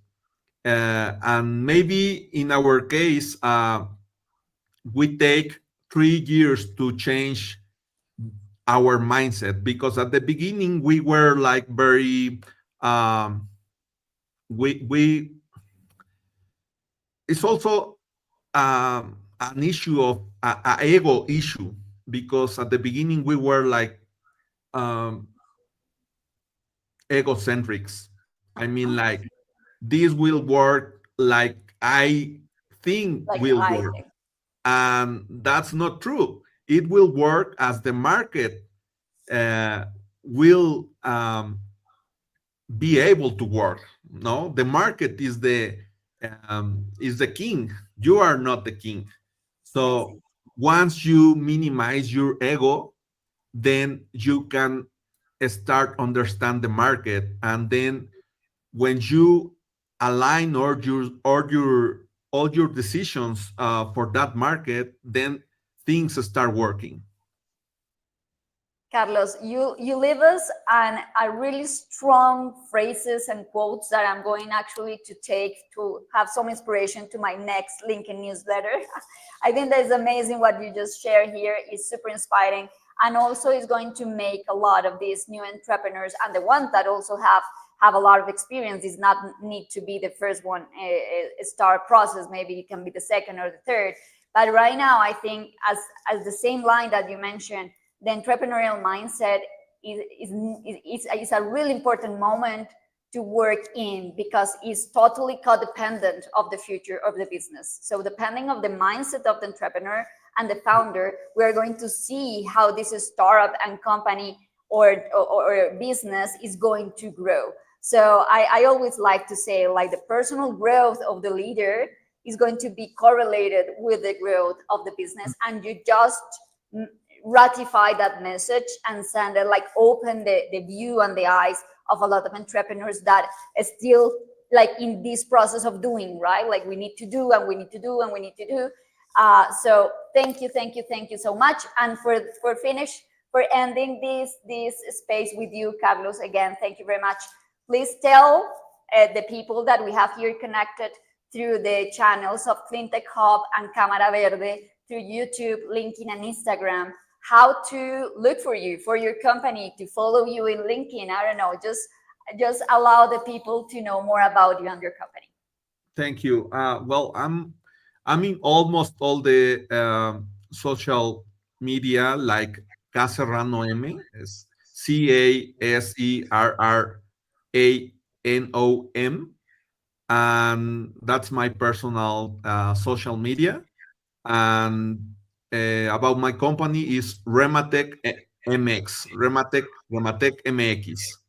And thank you for this opportunity again, and thanks for this space. Thank you, Carlos, and we hope to see you soon, maybe in Mexico. So, and thank you very much for everyone that is leaving a comment here. We have Cristian said, un gusto acompañarlos desde el sur del mundo, Bahía de Concepción, Chile. That's amazing that we have people from Chile. Also, there was another comment like celebrating and congratulating the team of Carlos. So, Carlos, thank you very much. See you in the next opportunity, and keep tuned here. There's going to happen much more, and it's going to be an interesting pitches here in the upcoming hour. Another person said, fantastic to be part of this ecosystem to make the world healthy again. Angelo, thank you to be connected here. Angelo is part of the Climatech Hub Friends. He's in Holland and has been part of the mentor community for a long time. Another comment here, good luck to everyone with your projects, and I hope that together we can create global impact ventures. Gracias, Juan Antonio. And I want to also mention to the mentors. So Fernando Grisi, greeting from Argentina. Woo, we are so excited to have everyone around the world. I want to talk about mentors. The mentors have a special place in our hearts in all the 7 countries that Climate Launchpad had been working through these years. The mentors had been absolutely... Climate Launchpad is a fantastic global competition. We're not going to accomplish the high level quality that we want with the global contest. So here we're going to share with you a short video recognizing and celebrating and congratulating the participation of the mentors through these years in all the countries. Climate Launchpad is a fantastic global competition that helps entrepreneurs bring their green startup ideas to life. I was invited to be a volunteer mentor, coaching teams on how to pitch their ideas to panels of venture capitalists. The winners would leave with their idea funded. One team I coached had an innovative, cost-effective solution to improving indoor air quality. Critical in a world where wildfires are prevalent. Their technology was simple and scalable, but their pitch was all facts and no heart. So I asked them, why does this matter to you? That opened the door to a personal story. That personal story was ultimately woven into their pitch. And suddenly they weren't just sharing a product, they were sharing a mission, one that others could jump on board and support. And that's where I found my place, helping founders make information impactful, turning their ideas into stories that move other people. Mentoring through Climate Launchpad has been an extremely fulfilling experience, and it's one of the ways that I can pay it forward in helping to solve the climate challenge.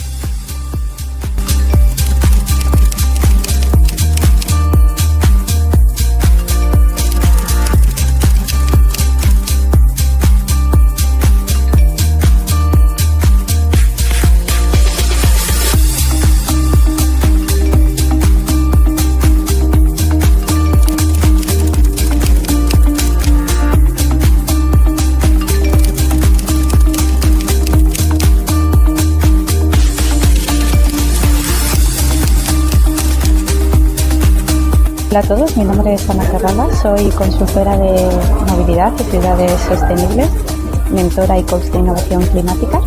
Y ¿qué os voy a decir? Que estoy orgullosa de formar parte del programa Climate Launchpad en la edición de Argentina.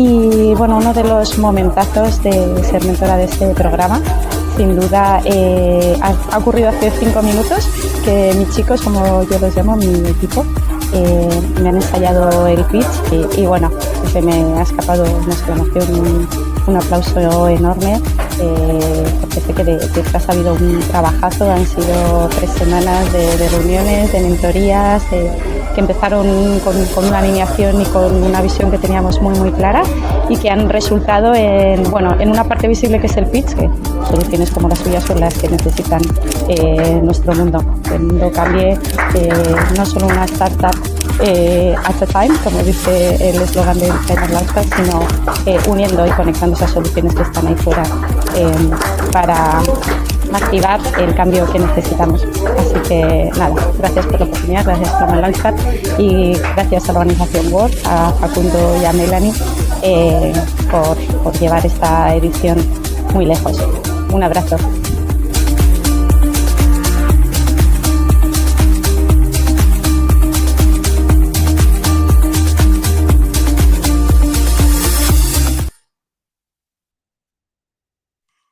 again, after this amazing intervention from Carlos, let's go back to our jurors to continue with our today's agenda of Climate Launchpad America's Regional Final.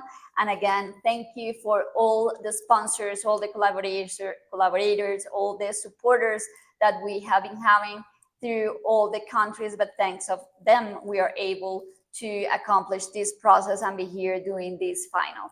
So let's welcome again to the juries. Hello, Christian, Felipe. Welcome back. And Carolina, we hope that you were able to rest a little bit, to have a short breath, maybe a coffee. And Felipe, okay, I think that we are, yeah. We are complete, and now we are coming back from coastlines to communities. This group builds resilience against climate shocks and unlocks ocean opportunities. This second group is about the solutions proposed for blue economy and adaptation and resilience. And we are going to have Alchemia Aqua Collector and Movie. I hope I am pronouncing correctly. So we already have on stage Paulina. And Paulina is going to be here ready for respond any questions of the jury after the recorded speech that we are going to see. She is from Alchemia Aqua Collector.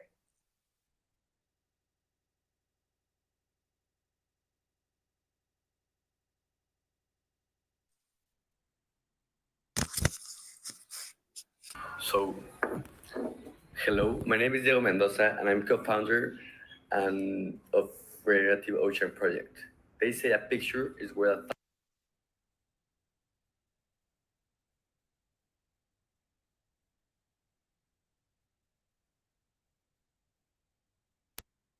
a My mistake.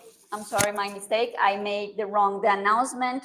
We are having here Regenerative Ocean Project. So Paulina Sanela, I'm so sorry, Paulina, that I introduced you incorrectly. So Regenerative Ocean Project from Mexico.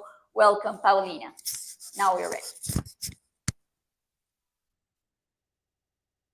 So, hello, my name is Diego Mendoza, and I'm co-founder of Regenerative Ocean Project. They say a picture is worth 1,000 words. So in the background, you are seeing the first commercial regenerative red seaweed cultivations in the country's history. At ROP, we believe the solutions lies in the sea. That's why we cultivate regenerative seaweed in Mexico to create premium ingredients that restore the ocean, generate employment, and obviously offer real health. So here's the deal. I present you the Mayan Mas, our first product, a premium supplement and food made with seaweed cultivated in Mexico, with real benefits for health, immune system, skin, heart, gut, and obviously for the planet. Our customers are conscious consumers, wellness stores, and chefs who seek traceability, positive impact, and obviously the quality. We're selling at $30 with a gross margin up to 75%. So the numbers never lie. There's a growing market. The global seaweed market is valued in 19 billion US dollars in 2024, and it's growing. The supplement market in Latin is 6.5 billion US dollars. So with Mayan Moss alone, we're estimated generating 400K US per year in 5 years. So the unit economics and the value propositions. So our oceans are in crisis. We all know that. Biodiversity loss, pollution, overexploitation, and at the same time, we depend on the important in the seaweed. So cultivating without traceability or positive impact. We're wasting the regenerative power of the sea and leaving out those who live from it. So our proposition is simple but powerful. Health of the ocean and for the body. Traceability, variation, social impact, and premium products. So Mayan Mas, from the sea to your home. So our model is really simple. It's regenerative cultivation, harvest, solar drying, processing, packaging, direct and online sales, because we work with fishing communities, especially integrating women to create that local value from the source. So the entire process is clean, natural, and with a positive impact. So, market validation. We conduct 38 interviews and found this. 90% will buy the same supplement at a lower price. 100% of the companies will prefer natural ingredients with social and environmental impacts. 60% of the users buy supplements online, and 100% of the interviewed chefs want to experiment with this Mexican seaweed. So, the ambition. By 2026, we project three, three, 350,000 in annual profits, 3% of the national market share, 1,200 active customers, and 40% report rate, 25 allied chefs, and more than 100,000 in astronomic sales.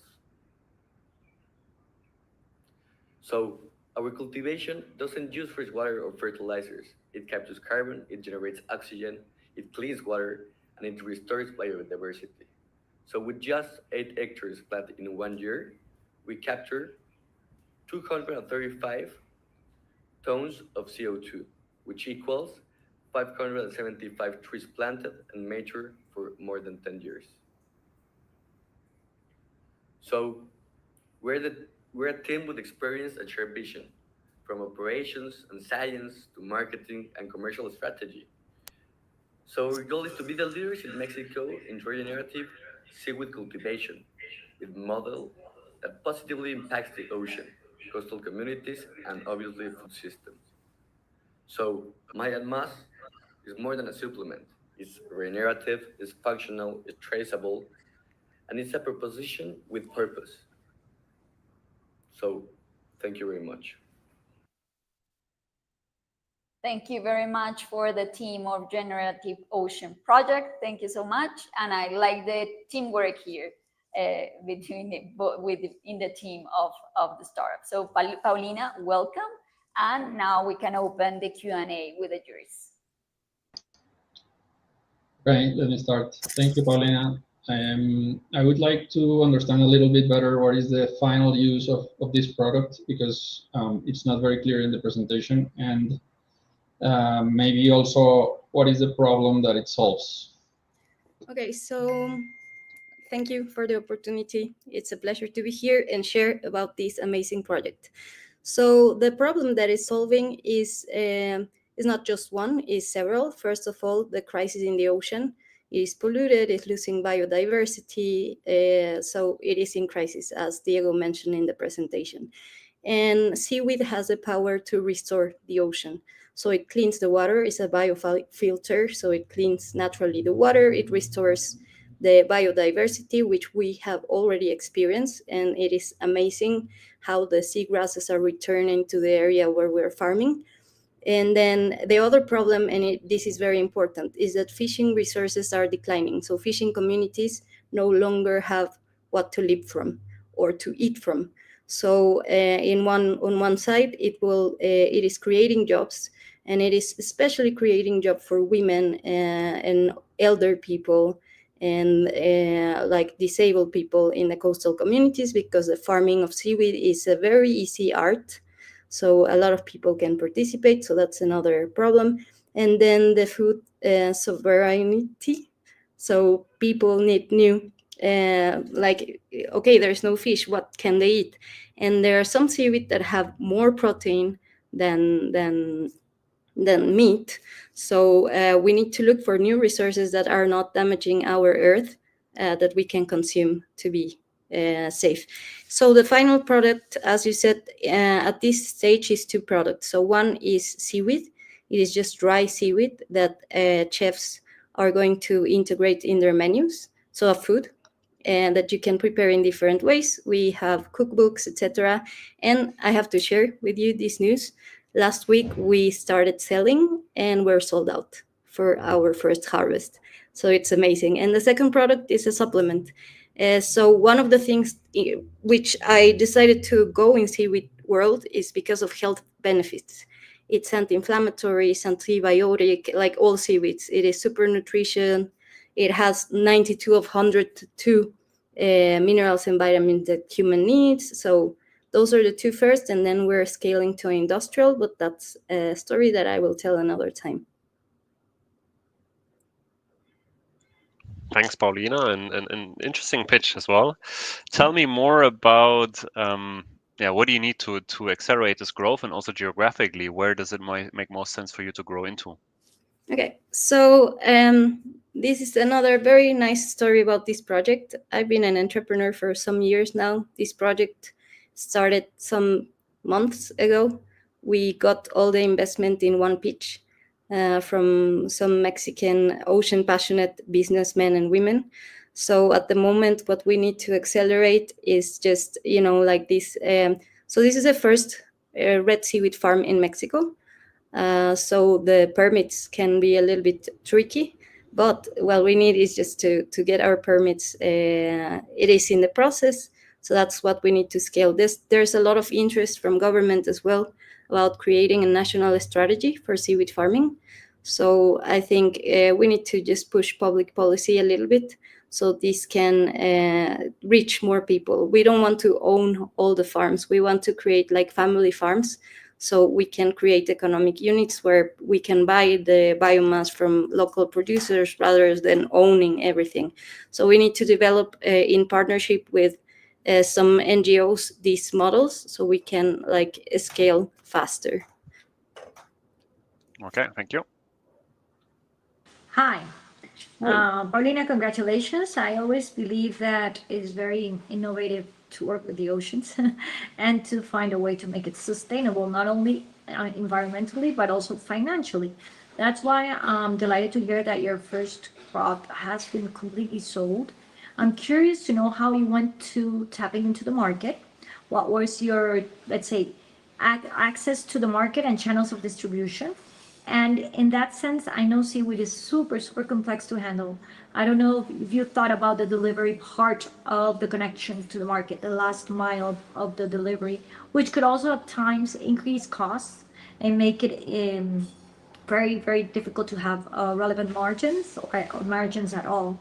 So I don't know if you've given it some thought to that, and I'm curious on how you're solving it. Yeah, so that's real quick. It's actually the opposite. So we sell dry seaweed. So the handling is very easy. The weight is very easy. If we were selling fresh, that would be a complete different story. But this seaweed has like this magic thing. So you dry it and then you rehydrate it, and it looks as if it was alive again.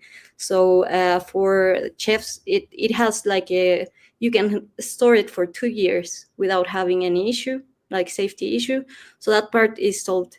And the access to market, some of our investors are big in marketing, and the other two are big in food industry. So we're using the same channels that they're using to enter markets, along with a nonprofit organization called Pesca con Futuro, which is working with all the chefs in Mexico that care about traceability and consuming local. So that was why we had such a strong entry to the gastronomic world. Thank you very much, Paulina. Thank you. Thank you for the questions, Paulina. Awesome. Thank you very much. You have an amazing project. I hope, looking forward to see you do amazing things for the coming year. So thank you very much for being here. Bye, Paulina. So now we are going to welcome to Lucia. And Lucia is representing AgroSyntex, that is a startup from Argentina. And actually, before you start, we already have the 3 finalists from Mexico. So Mexico is like, yes, they are done. They are not with nervous any longer. The rest of the countries is still in this exciting moment, and they will need to be have some patience and wait until tomorrow at the end of this event to know who are the winners. So keep tuned, all the Mexican teams, and enjoy this event. So now we are giving the welcome to Lucia Belga with AgroSyntex from Argentina. So Lucia and Fernando, welcome. My name is Lucia, the CEO. Hi, everyone.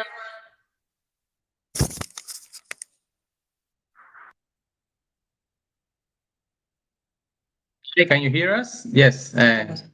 Okay.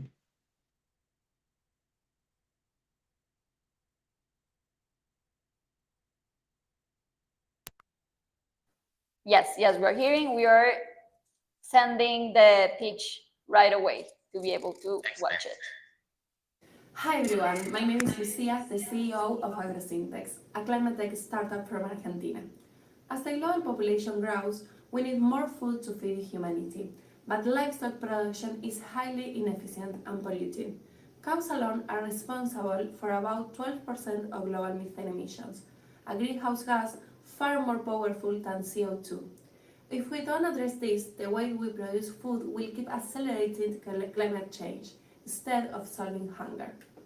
So, in order to attack this problem, we are producing an anti-methanogenic feeding additive for cows because they are one of the largest methane producers. To learn out our solution, we have two channels. One is a B2B, when we are selling our additive to distribution companies, and the other is a B2C, selling directly to livestock producers. America is a multi-billion-dollar global market. We have the majority of cows in the world, so for that, we are the major contaminator in the world. In our first horizon, we target Argentina by 10 scale globally. Our target global domination is 15 million cows in 5 years. That is the 5% of the TAM penetration, and this represents $300 million. What the customer gets with us without diet changes or complexity is up to 9% less methane emissions, 12% or lower feeding costs, milk productivity uplift, and access to premium and carbon regulated markets. These producers can sell milk or meat at higher prices. We are delivering climate and margin impact in one bag. Our product is inspired by red seaweed, and we are reproducing through chemical synthesis the anti-methanogenic properties for our additive in order to be scalable and lower in cost.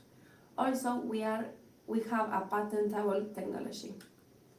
During the last year, we have made more than 30 interviews and assisted to the most important events, and our key learnings are these.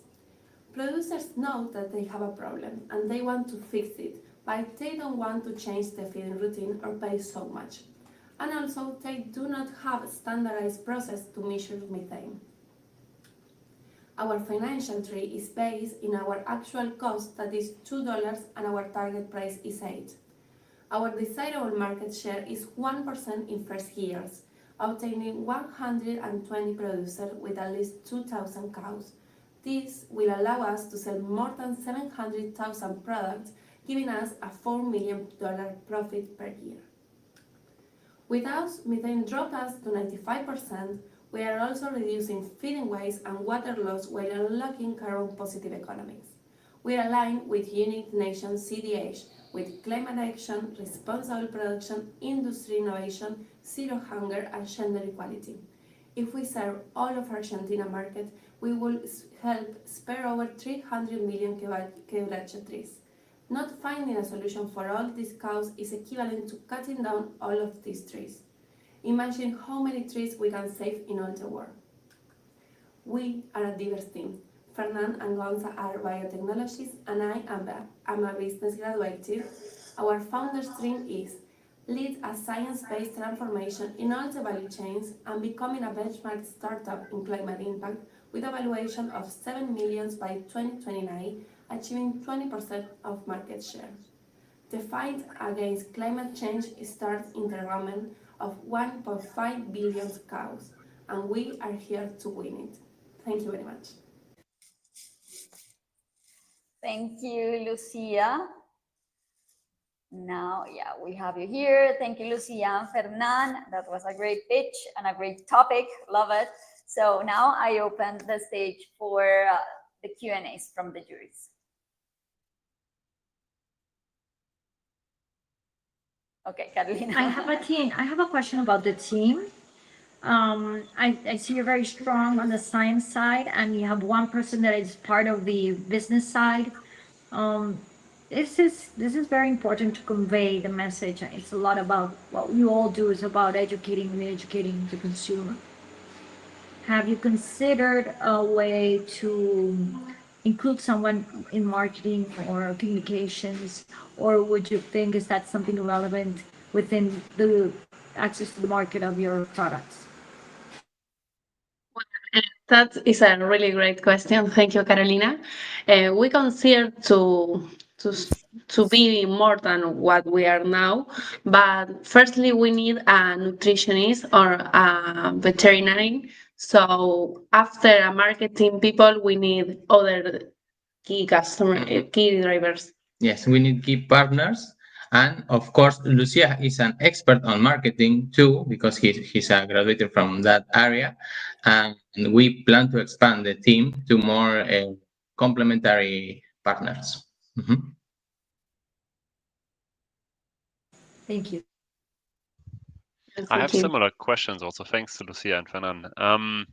What kind of risks do you see in the next years coming up, and also what alternatives are out there right now? Okay. There is another alternatives to our product, like seaweed based products that are all over the world. The major problem that we can have is regulatory, but there's no apparently big problems with that. There's an advancing on the politics of this accepting this type of products. And the alternatives have the problem that probably the other company knows. They're based on seaweed, and seaweed has the problem that can't grow as fast as other microorganisms or other types of products. So we use a synthesized product that permits allow us to be more scalable. So the big problem that we can have is that our production doesn't be enough can be enough to cover all the market, because we want to have a lot of market. So probably we need a lot of investment, a lot of scaling, and we are and in an early stage we have our product, our first MVP product just right here. And we need to advance and also have more people to know more about the scalability and developing a solution in a big scale. I think that is our most important challenge, but we are ready to tackle them. Okay, So, thank you. congratulations for the pitch. It was great, Lucia, and thank you for your answers, Fernand. How do you convince the farmers to use your product? What is the value proposition for them? Well, we are not only a benefit in sustainability, we also have an increase in milk production and also in meat. So for that, here in Argentina, it's really difficult only speaking about the sustainability. So if the product or the farmer is more in the profit, we speak about all the benefit in the margin and in the cost. But if they are more open-minded to the sustainability, we also introduce the methane problem. But we want to be a triple solution, because we know that there is not only to take care of the planet, also is to be more profitable and also to be more efficient in your cost. And that message of efficiency on growing the cows and producing more milk is also has more impact on the climate, because more people will be able or will be more convinced than on using our product. So that is more climate impact based on economic impact. Thank you. Thank you, Felipe. Thank you very much for the questions, Christian, Maria Carolina, and Felipe. Thank you, Lucia and Fernand. Congratulations. And something that I'm really glad that I have seen this year during the competition of this year is those solutions to those targets that are not so fancy in this climate scenario, right? Like we are talking about cows that had been a little bit like, you are guilty, you are contributing too much to the crisis. And I like to see exactly those solutions that are targeting these not so fancy issues that are around the world. So congratulations. And well, I want to check right now the day we had gone through the first group that was food systems and food and agriculture, and we saw there four ideas: Sierra from Mexico, Ayam Boy Life from Peru, Nash Foods from Colombia, Soytronics Robotics from Mexico. Then we were with Carlos Serrano talking about circular economy and AI, and was super interesting because at the end, and actually I'm going to repeat this phrase of Carlos that I think that is so nice for the context that we are. He said, our first and most important entrepreneurship is ourselves. So here we are seeing business ideas. We are seeing this face of the founders of the team, but behind the scenes there is all these human beings, right? Like struggling in this process, and also with the need to work on themselves, on their mindset, to be able to accomplish what they want with their business ideas. Now we'll start with the group 2, Blue Economy and Adaptation and Resilience. We already listened to Paulina and her team with Generative Ocean Project, and then from Mexico. So that means that we already had the 3 finalists from Mexico. And we had Lucia and Fran from AgroSyntex from Argentina. And that makes the first one from Argentina in this agenda. So thanks everyone to be here. And now we are going with the first team of Guatemala, and Guatemala and Salvador are together representing Central America. And we are going to be here with Cindia Sandoval. And here, the mistake that I committed at the beginning is Alquimia Aqua Collector. Now we are with Cynthia from Guatemala with her project Alquimia Agua Collector. Let's see, Hello, Cynthia. we are Alquimia. You're here. Okay. Hello, nice to meet you. Thank you very much. Hello, we are Alquimia, a water collector. We are a sustainable solution of collecting rainwater and fog water. In Guatemala, drinking water becomes a problem. It's expensive and non-existent in rural areas. 70% of rural areas and 30% of urban areas lacks of safe access to water. We want to generate 500 to 800 liters of rainwater and also 200 liters of fog water per system. Our clients have recovered their investment with 12 captures per hour system. We have been in the market for 5 years. We created our business in 2020, and we have established our main market is the state owners. They need water to create gardens and secure water supply, and they are the most vulnerable to water scarcity and irregular seasonal rainfall. We have our secondary market, that is the rancher and farmers, that they need water to the dry season. And also we have the CSR companies that they need water to the rural community projects. And also they want to generate local development. We know that our market is all over Guatemala, but we have already validated that our clients that they want to pay for our solution, they are in this department of Guatemala. The farm ranching is to 1 to 5 blocks, and we know we can grow to Central America to make this solution for water. The value customer proposition that we make is that before having our solution, our clients are making 0 to 200 liters per week of rainwater and fog water. And after having our solution, there are captured 800 to 1,000 liters per week. It's almost 42 full home filters, and we are not using conventional solutions like wells or cisterns. They don't require fossil fuels or expensive infrastructure. We are saving them money, and we want to generate this solution for water. Our product is made for sizes. We have size small that is directed to water wells and connected to vegetable gardens. We have the size medium that is pollinator plant garden. And also we have the size large that is also connected to medical gardens with self-irrigation. We also have the cheapest product is $1,000, and we have the most expensive product that has $2,000. Our customer discover is we have already 20 interviews to potential clients, and we have seen that 80% of our clients needs water to drink and to have irrigation and also general use.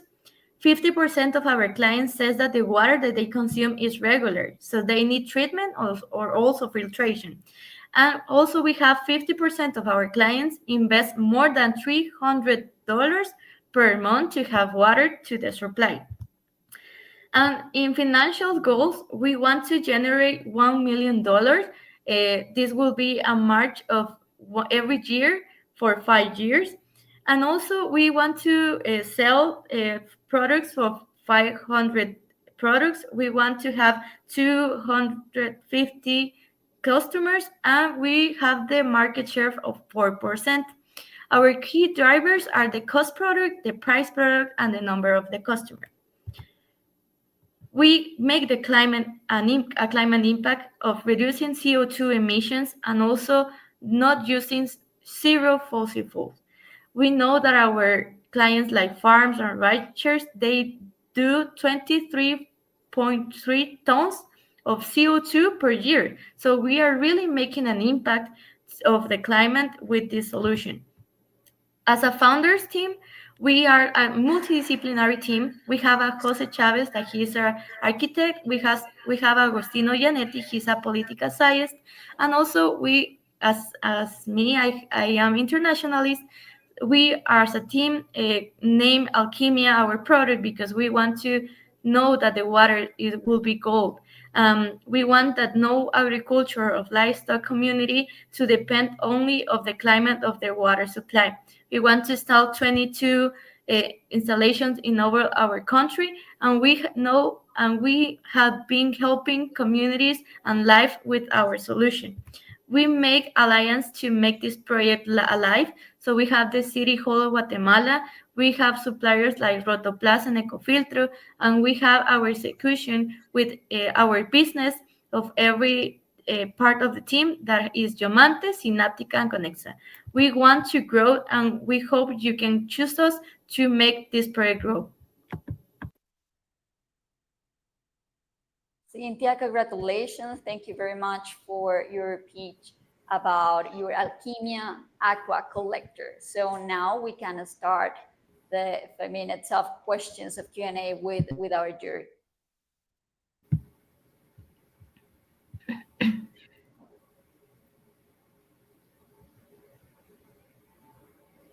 Okay, any questions from the jury? Also, we are seeing here a couple of messages from Guatemala directly, like giving some cheers to Cynthia. Congratulations.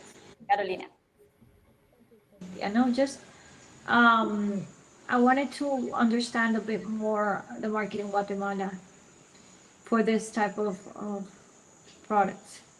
So you were saying that there's an opportunity there, but is it also possible that you're willing to scale or go to other Latin American countries? If so, how would you do that path to scale? Working with allies, or kind of your methodology maybe teaching it to someone and just translating that into best practices in other countries? How would you think about that a bit on path to scale? Yeah, thank you so much. We have our clients that are already from ranchers and owners from the states, businesses, and we have already seen that our solution makes a really impact in their capture of water, also for the scarcity. So we know that our country is a lot of full of trees. Guatemala is naming Nahuatl, a country full of trees. So our solution is made for capture fog and water, rainwater of countries that have trees. So we have already know that Central America already has this type of climate. So we know we can make the impact to make to the other countries. And we have seen that we can teach this solution to other partnerships in these countries to make this impact more efficiently, and also to maintain the cost of the product. Because if we made our solution that us as a team in Guatemala go to other countries, will be more expensive. So we can also find some alliance, and already we are battling in Guatemala. That's our goal, to all capture 22 alchemias in Guatemala first, to know the studies of the fog water, and also then we can grow to Central America. Thank you very much. Thank you, Cynthia. And I have one question about the product because you install it once or do you let it install in a way, but what about maintenance? How long can it last? And what are the risks of this product in the long term, right? Because there are savings, of course, for the water, but there's also certain costs of maintenance and repair and so on. Yeah, thank you so much for the questions. We have already established the maintaining of these solutions. We have a solution that we made $300 for the reparation and all the things that the maintenance of this structure. The structure it's 10 years of life, so it's a lot of time that it's always using it. We can move it the structure because it's made of bamboo and also for wood, so it can be also moved in a place that our client needed.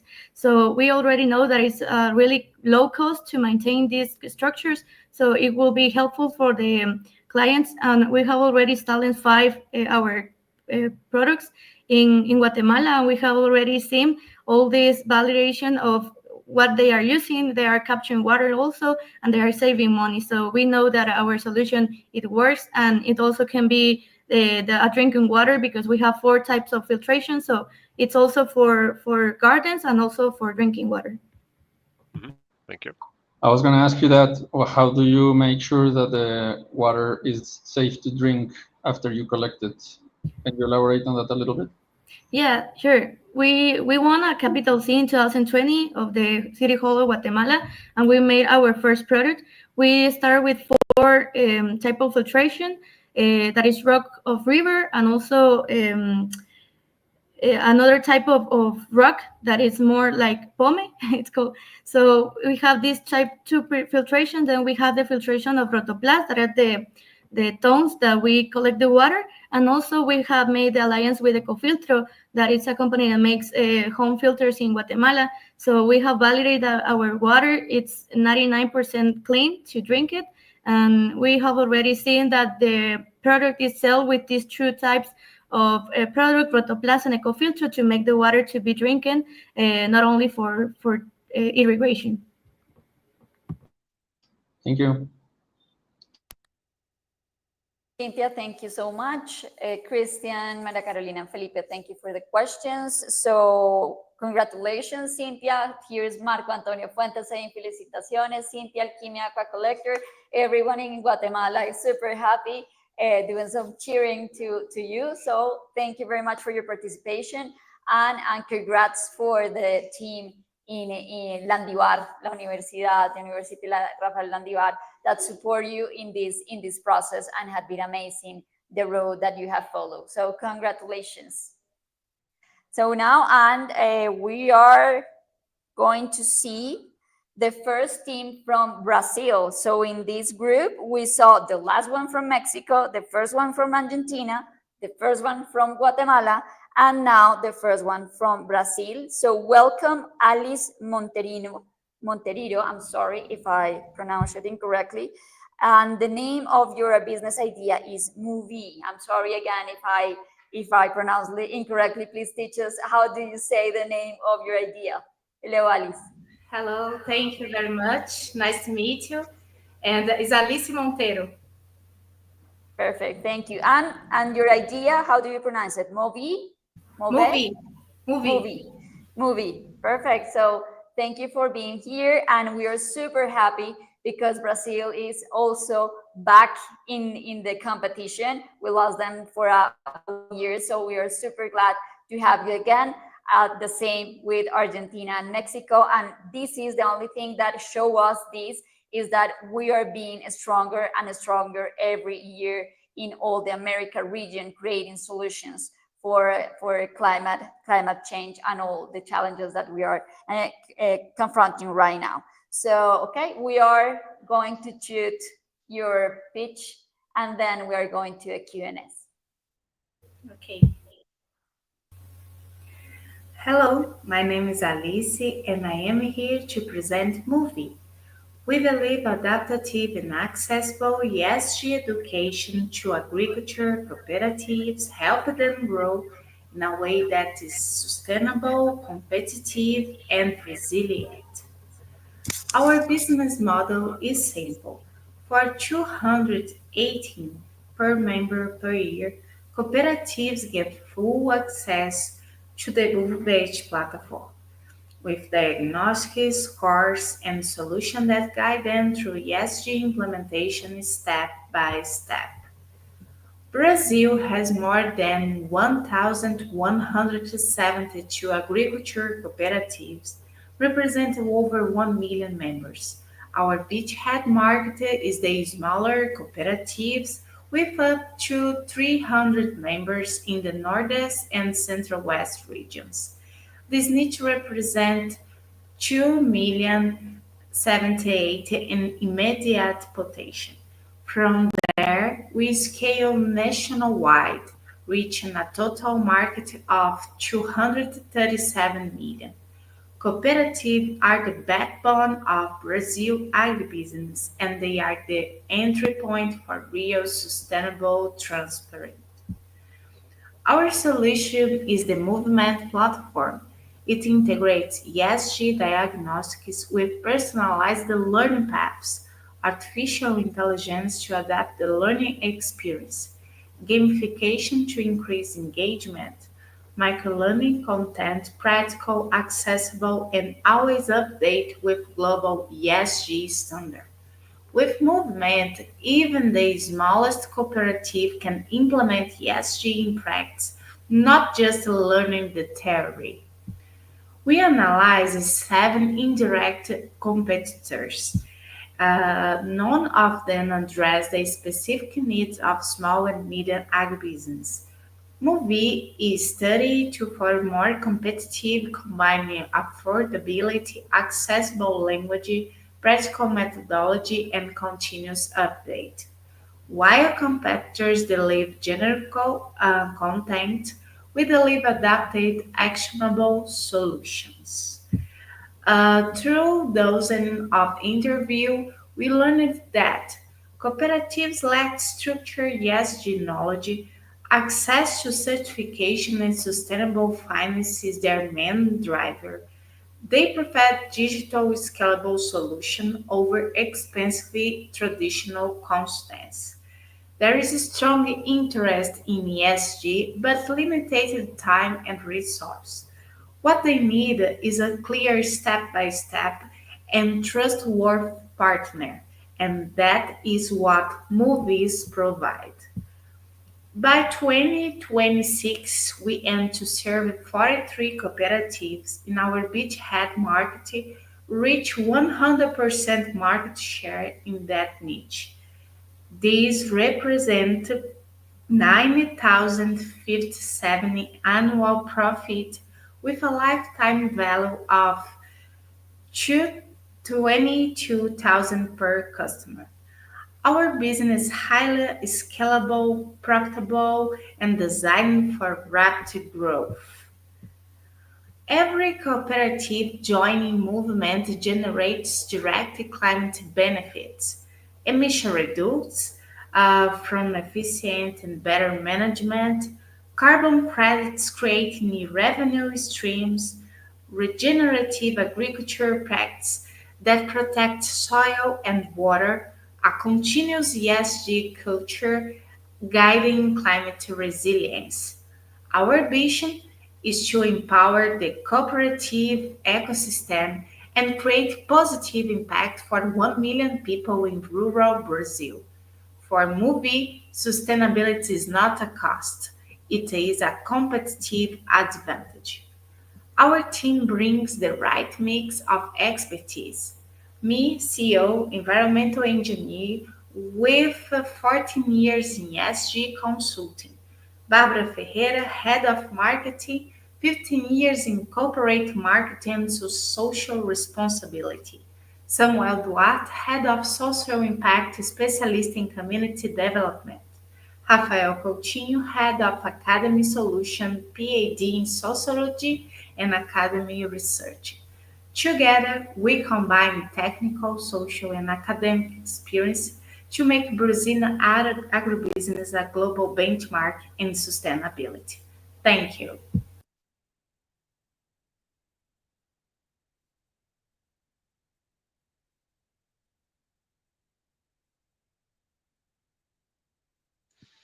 Thanks a lot, Alice, for the pitch. Very interesting.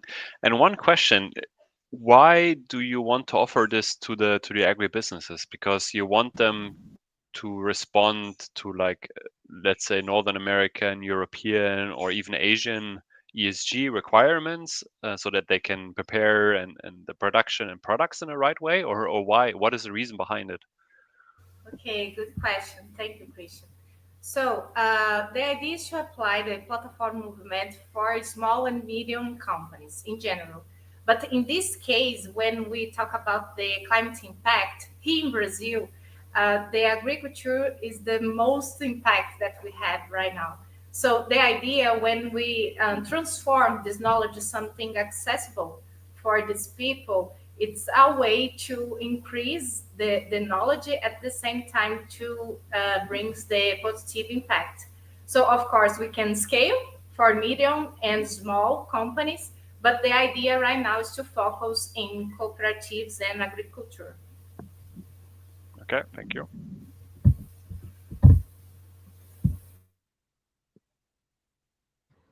Can you give us an example of um, ESG practices that are very useful and very urgent for agricultural cooperatives today? Because there must be some that are more important than others. So what are the most important ones?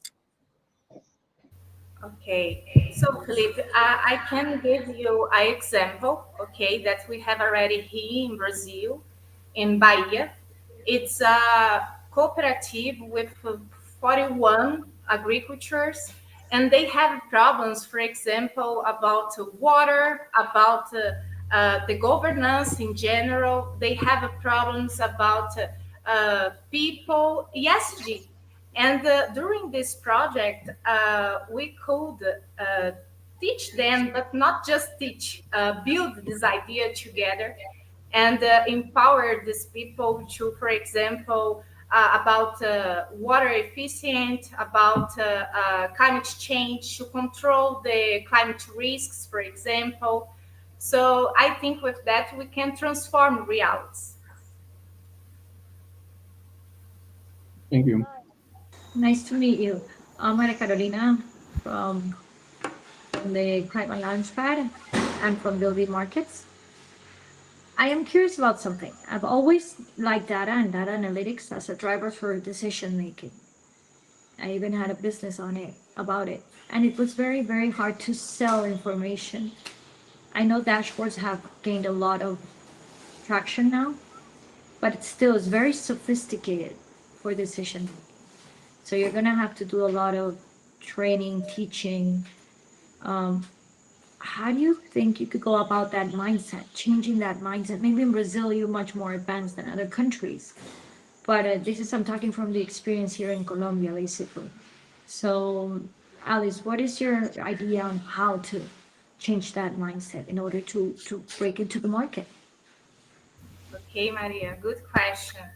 So I think during this process, we are creating our market because right now small and medium companies don't have the idea immediately to invest in ESG. It's a fact. But when we connect ESG to receive investment to, for example, increase the market, to access more value, more product value, for example, they are start to pay attention about ESG, connect with our opportunity to increase market, to for example, don't about risks, about opportunities. So when we start with this action, showing the benefits about ESG, I think we are change the mindset. And the second point, it's about our methodology because here we are adapting something complex for something so simple. And with a simple language, a simple process, for example. So I think when we connect ESG for something that have a lot of benefits for these people, I think the mindset will change, and it's happened already in during our process here in FIG.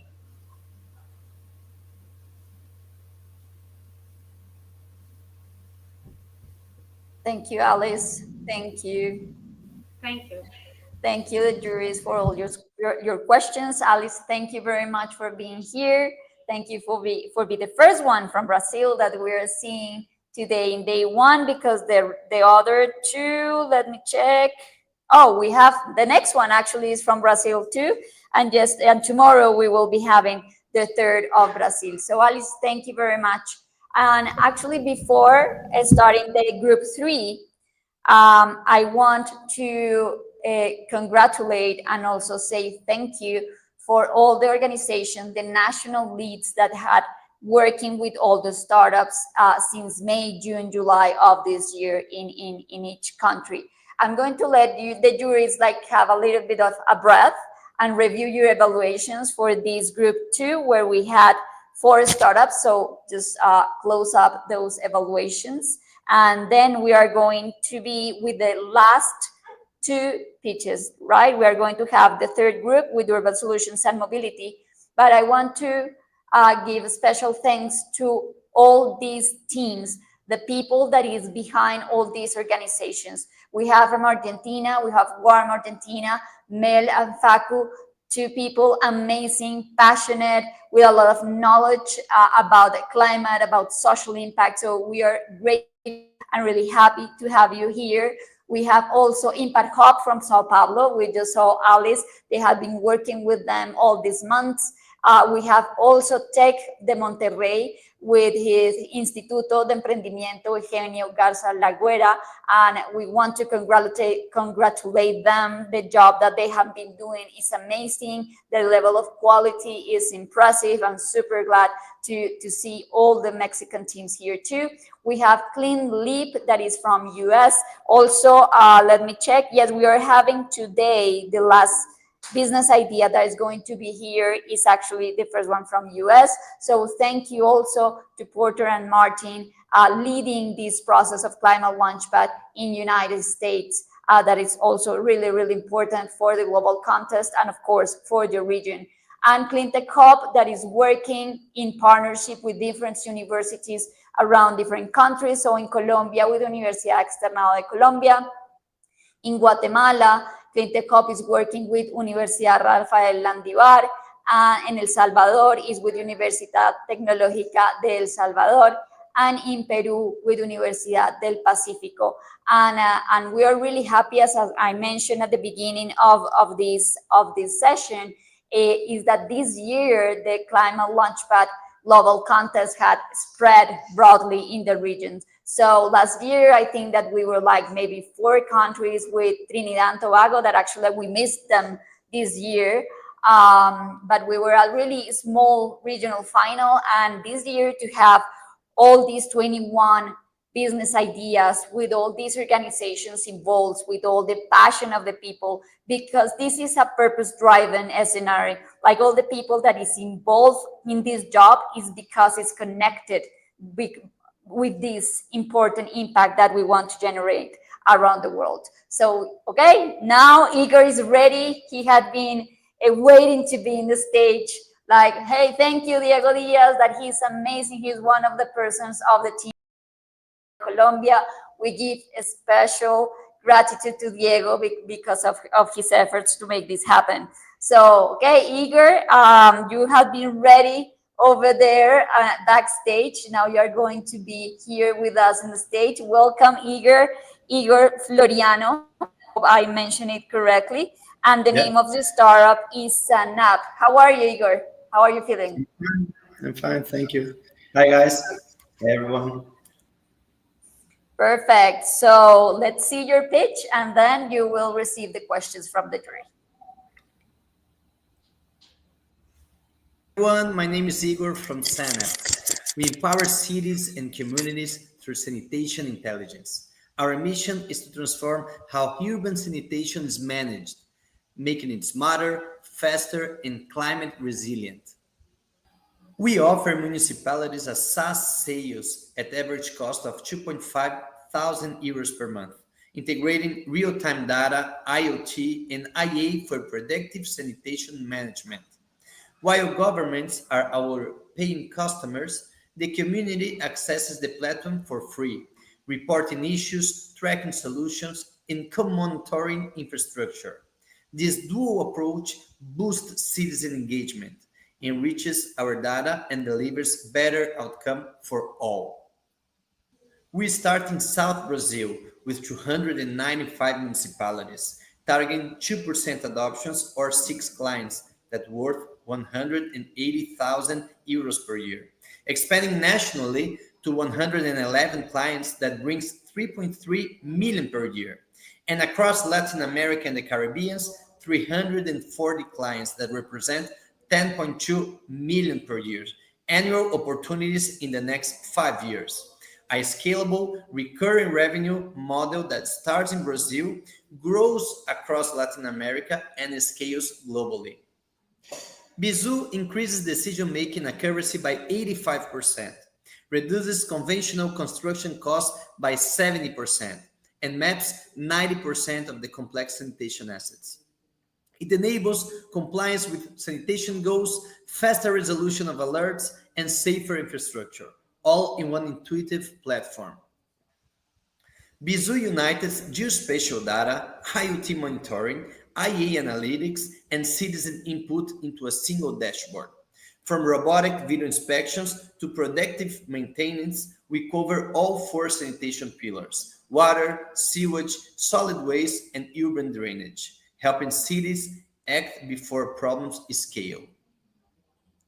We interviewed over 60 stakeholders, public managers, operators, engineers, and residents, and they told us to create integrated solutions with citizen participation to achieve real-time AI-powered predictive management and to enable fast, clear, actionable insights for all stakeholders. So we built Bizu around exactly these needs. With a 2,500 euros per month subscription per client, our model is profitable, scalable, and sticky. It's just 2% market share in Latam and Caribbean, that's 7.65 million annual profit, driven by recurring B2G contracts, low churn, and high asset scalability. This year, Earth entered the ecological overshoot earlier than ever, proof that we are consuming natural resources faster than the planet can regenerate. In Brazil, every single day, more than 5,000 Olympic pools of untreated sewage are dumped into rivers and soil.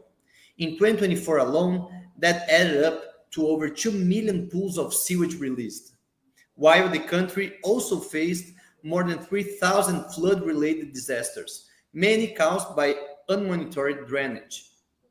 Bizu can change this. 25% less sewage contaminating nature, that's almost 500,000 Olympic pools every year, and 40% fewer flood-related disasters through preventive actions, avoiding more than 1.5 thousand life-threatening events annually. Real, measurable, and climate resilient.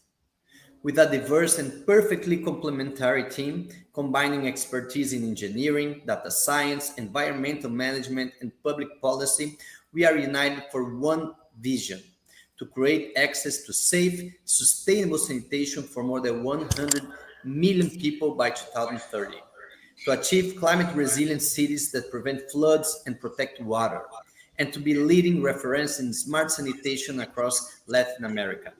Bizu is not just a platform, it's a key to build resilient, inclusive cities in a time when our planet cannot wait. Join us in this transformation to sanitation into a driver for climate adaptation and public health. Thank you very much.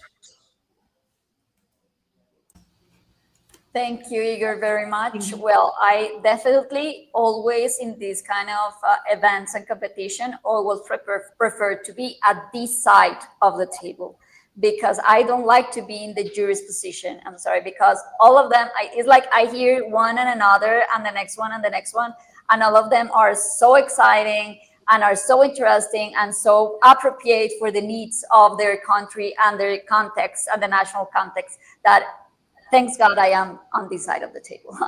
So I open the questions for you, juries, Felipe, Cristian, Maria Carolina. Igor is ready. Igor, thank you so much for the pitch. I want to clarify something that maybe I didn't understand quite well from the pitch. When you talk about the issues that sanitation utilities have, are we talking about, for example, contamination between wastewater with drinking water, or sewage blockage that creates floodings, or drinking water leakage? What are some of the most important issues that the water utilities face today in Latin America? What we measure in Bizu platform, we manage manholes, basins, um, septic tanks, with a team that goes in the field, and then with the sensors, we go to the critical situation about flooding, and knowing what's the correct time to activate the maintenance teams to not bring in overflow of sewage in the systems, or draining in some risky place for the community.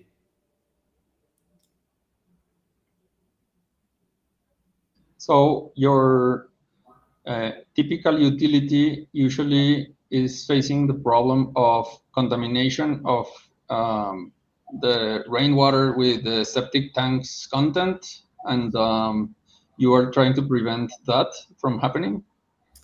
Actually, what's a big deal for us is that we really think that sanitation, it's all about integrating their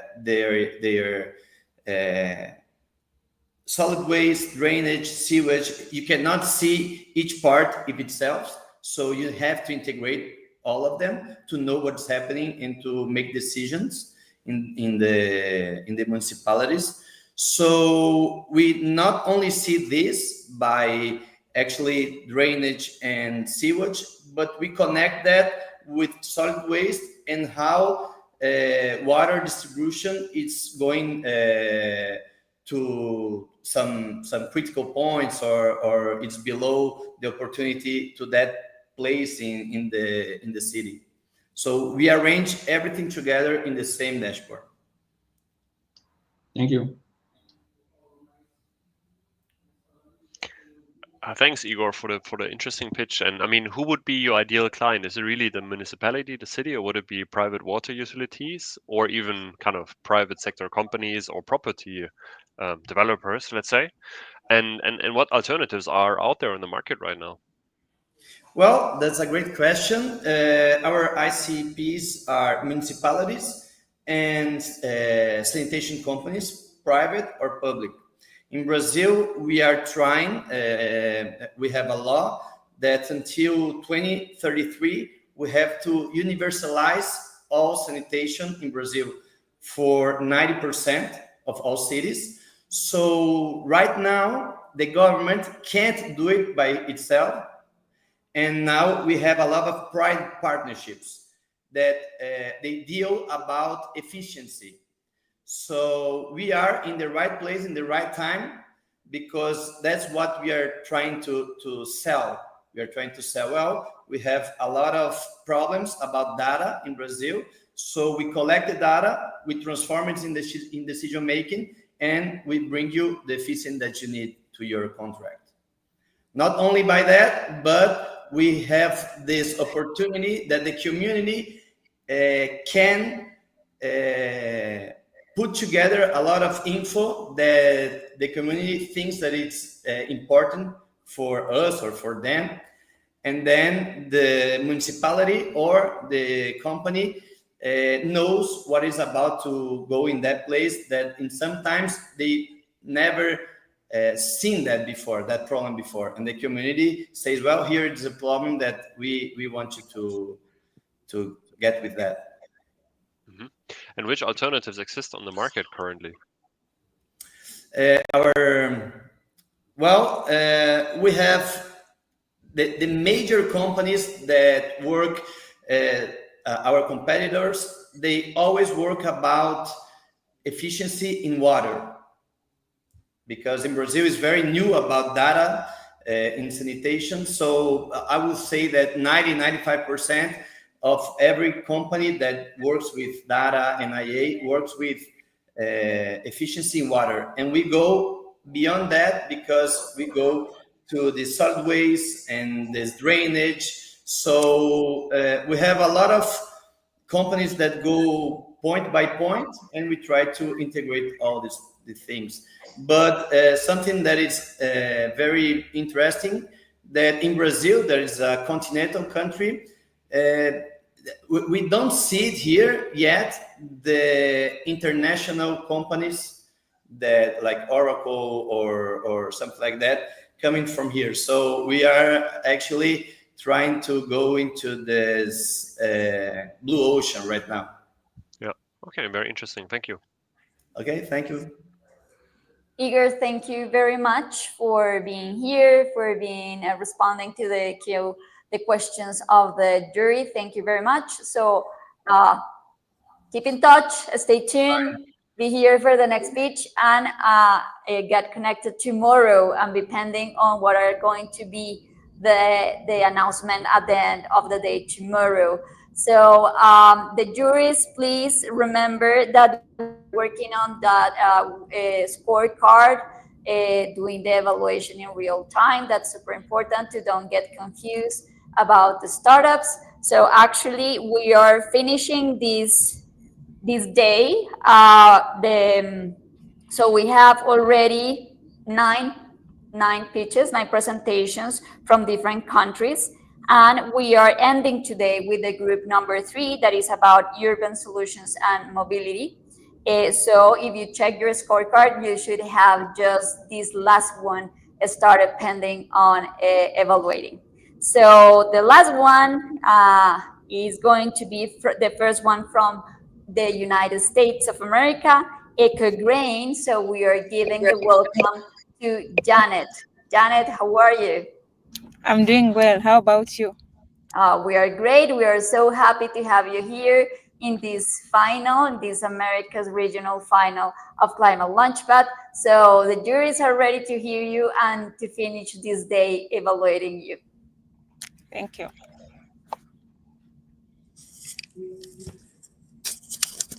Aviation accounts for 2.5% of the global CO2 emissions. Unlike cars, planes can't go electric. My name is Janet Namutebi, co-founder and CEO of EcoGrains. At EcoGrains, we are turning agriculture waste into sustainable aviation fuel known as SAF. Here's the deal. We produce low-carbon jet fuels at $6 per gallon. Our sustainable high-performance aviation fuel is a drop-in replacement that works in any existing aircraft engine without modifications. We are entering a fast-growing market driven by regulatory pressure. Looking at the numbers, it's projected to reach $57 billion by 2035. Our beachhead strategy focuses on airlines in the US that operate in states with clean energy incentives. Our customers need reliable SAF supplies to meet their 2030 carbon neutrality mandates. This is a $180 million market representing 30 million gallons of SAF annually. Looking at how we make our SAF, we use two abundant feedstocks: the distiller's grain from the ethanol production process and the oilseed cake from the vegetable oil production process. Our multi-strain E. coli eco-culture technology developed at Sunday National Labs enables us to transform these wastes into fusel alcohols, which further downstream into SAF meeting standard jet fuel specifications. This process delivers cost-effective production of SAF at scale due to high yield efficiency and the use of fusel alcohols with higher energy density than ethanol-derived fuels. In addition to this, we are repurposing waste from the ethanol and also vegetable oil industries, making these industries more circular. Our customer discovery validates urgent market need. An employee from Qatar Airlines emphasized the need of reliable SAF suppliers who can guarantee consistency, quality, and volume in addition to multiple certifications for easy compliance. An employee from the Anderson's plant also validated the thousands of scrap DGS from the ethanol production process that can't be used for food purposes. This is where our innovation like ours comes in. We create value by offsetting disposable costs while generating new revenue. While others promise SAF, we deliver SAF certainty while providing the key four advantages: proven technology, diversified feedstock security, financial transparency, and multi-certified SAF. With our fusel alcohol SAF, it's able to provide our customers with 43% higher total benefits compared to ethanol-based alternatives. Our business model is straightforward and profitable. We sell at 6 at a cost of 5, generating $1 of profit per gallon we sell. Targeting 23 customers from 150 airlines in the US, with each purchasing 300 gallons of SAF annually, we project 6.7 million gallons per year by 2035. This translates to 7 million annual profit driven by 3 key factors: low carbon impact, supply consistency and reliability, and multi-certified SAF. Looking at our climate impact, we achieve up to 75 reduction in life cycle CO2 emissions. Using our water recycling approach, we also reduce water usage by 15% in our production process. This creates near cost parity with traditional jet fuel after credits and compliance savings, making sustainability economically viable. Our team combines deep expertise with entrepreneurship experience. I bring innovation and product development expertise across the clean energy sector and the computer science and tech commercialization. Philip contributes serial founder experience in addition to his product sustainability and development experience. Richard provides computational chemistry expertise and research leadership. Our mission is simple: harness the hidden power of nature by transforming underutilized waste into low carbon, higher performance aviation fuels. Thank you so much, and let's decarbonize the skies together. Okay, thank you. Thank you, Janet, very much. Thank you for your pitch. So now let's start the Q&A. Congratulations, Janet. This is a great pitch and a very interesting idea. I wonder, where are your suppliers of grain waste located, and how's the logistics for getting from those suppliers until you have the end product? How much storage do you need? Do you have to move this by truck? Is it moved via pipelines? Can you explain a little bit of what is the hardware in the ground that you need for this, and where are you going to source that from? Yeah, thank you so much. Actually, that's a great question. So currently, we are having our process scaled up at Sandia National Lab and Lawrence Berkeley Lab. So we are definitely incurring the costs of transferring, I would say, the waste from mainly the Midwest, but we also partnered with several ethanol plants in California, since we're pretty much early, we don't want to incur a lot of costs in transporting out of the waste, but just to understand how the different waste performs in our process. So we are literally like testing every other one. So at early stage, we are definitely incurring the costs.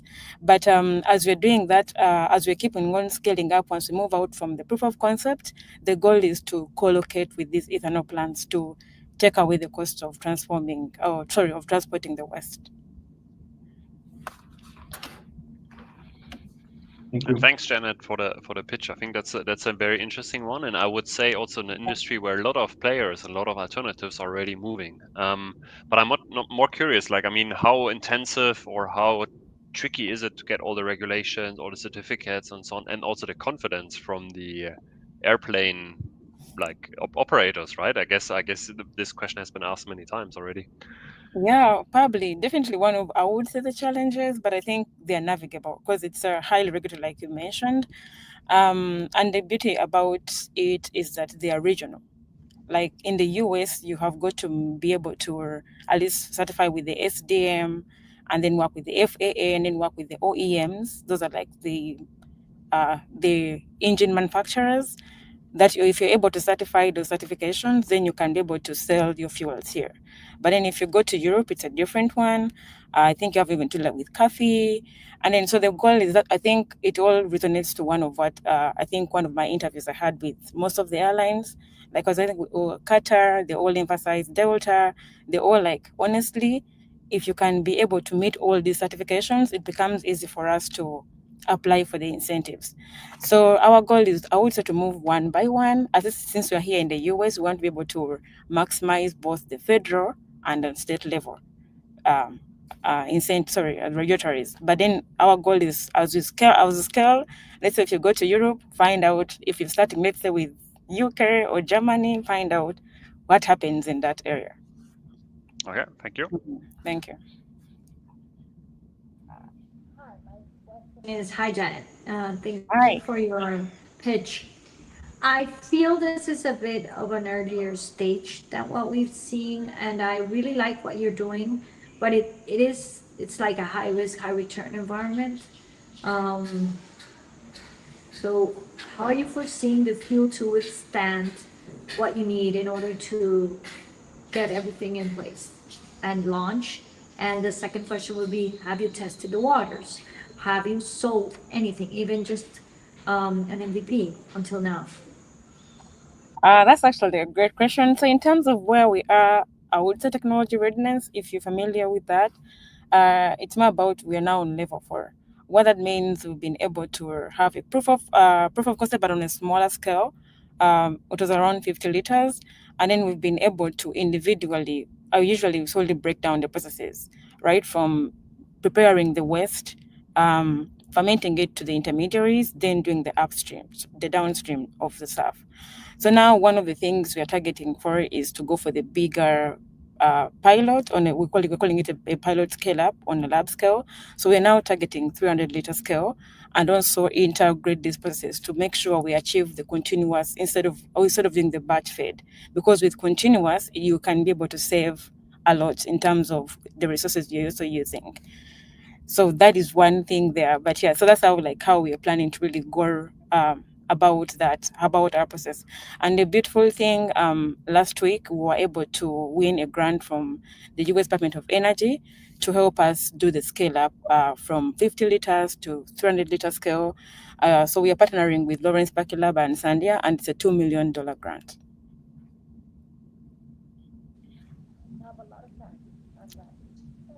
$1 million grant, you said? Yes. Well, great. I think it's going to be good enough to test the waters. That's also risky. You need to know how to Yeah. manage those Yeah, it's resources gonna be risky. and Yeah. not burn everything. Yeah. Just iterate very fast. That's my suggestion. Thank you, Janet. Thank you. Welcome.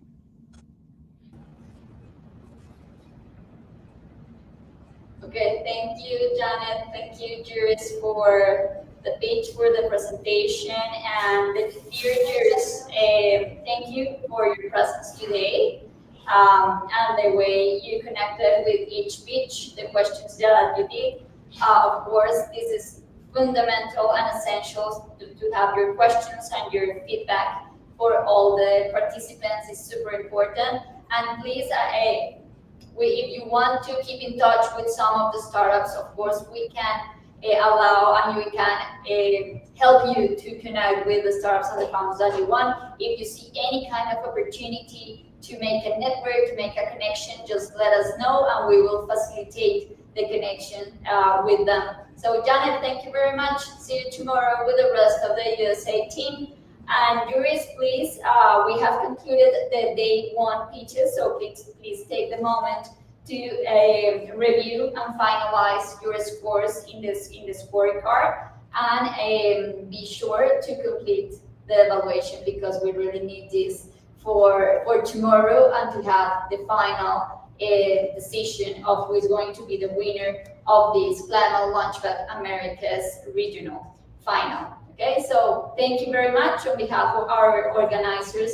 Thank you for accepting this invitation and for being part of the community that really and truly believes entrepreneurship can accelerate the system change our world needs in the upcoming decades. So Carolina, Christian, and Felipe, thank you so much, and talk with you later.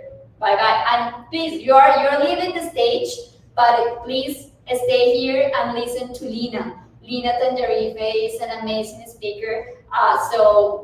Just don't lose the keynote that we have from her. So Lina Tangerife is the volunteer actually right now in Medellin in a Latin Impacto event. So also an important organization of the ecosystem. So Lina, thank you for being here. And we are super happy to talk about mindset and that future is how are you?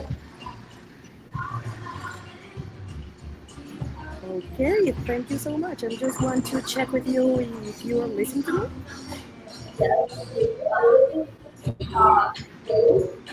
Well,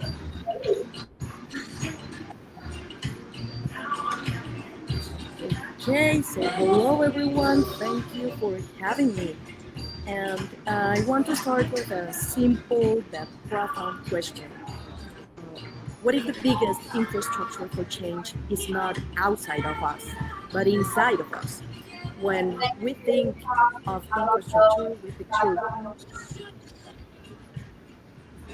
hello. I'm checking sound, money. more the music that we have after that. I can't hear you well, Moni, but I want to check if you can listen to me clearly. Yes, you're fine.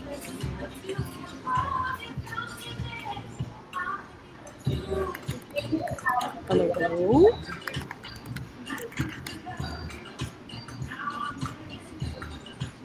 Moni, here I am. Can you listen to me?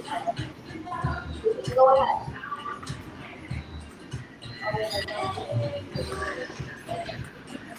Okay, I think we have technical issues, but we can solve it.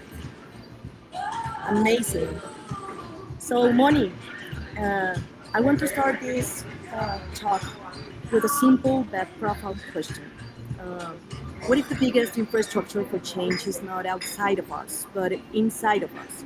When we think of infrastructure, we picture bridges, roads, technology.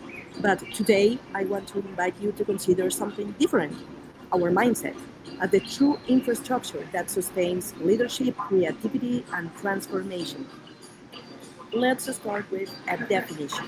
Mindset is the set of beliefs, attitudes, and ways of thinking that shape how we perceive the world and how we act in it.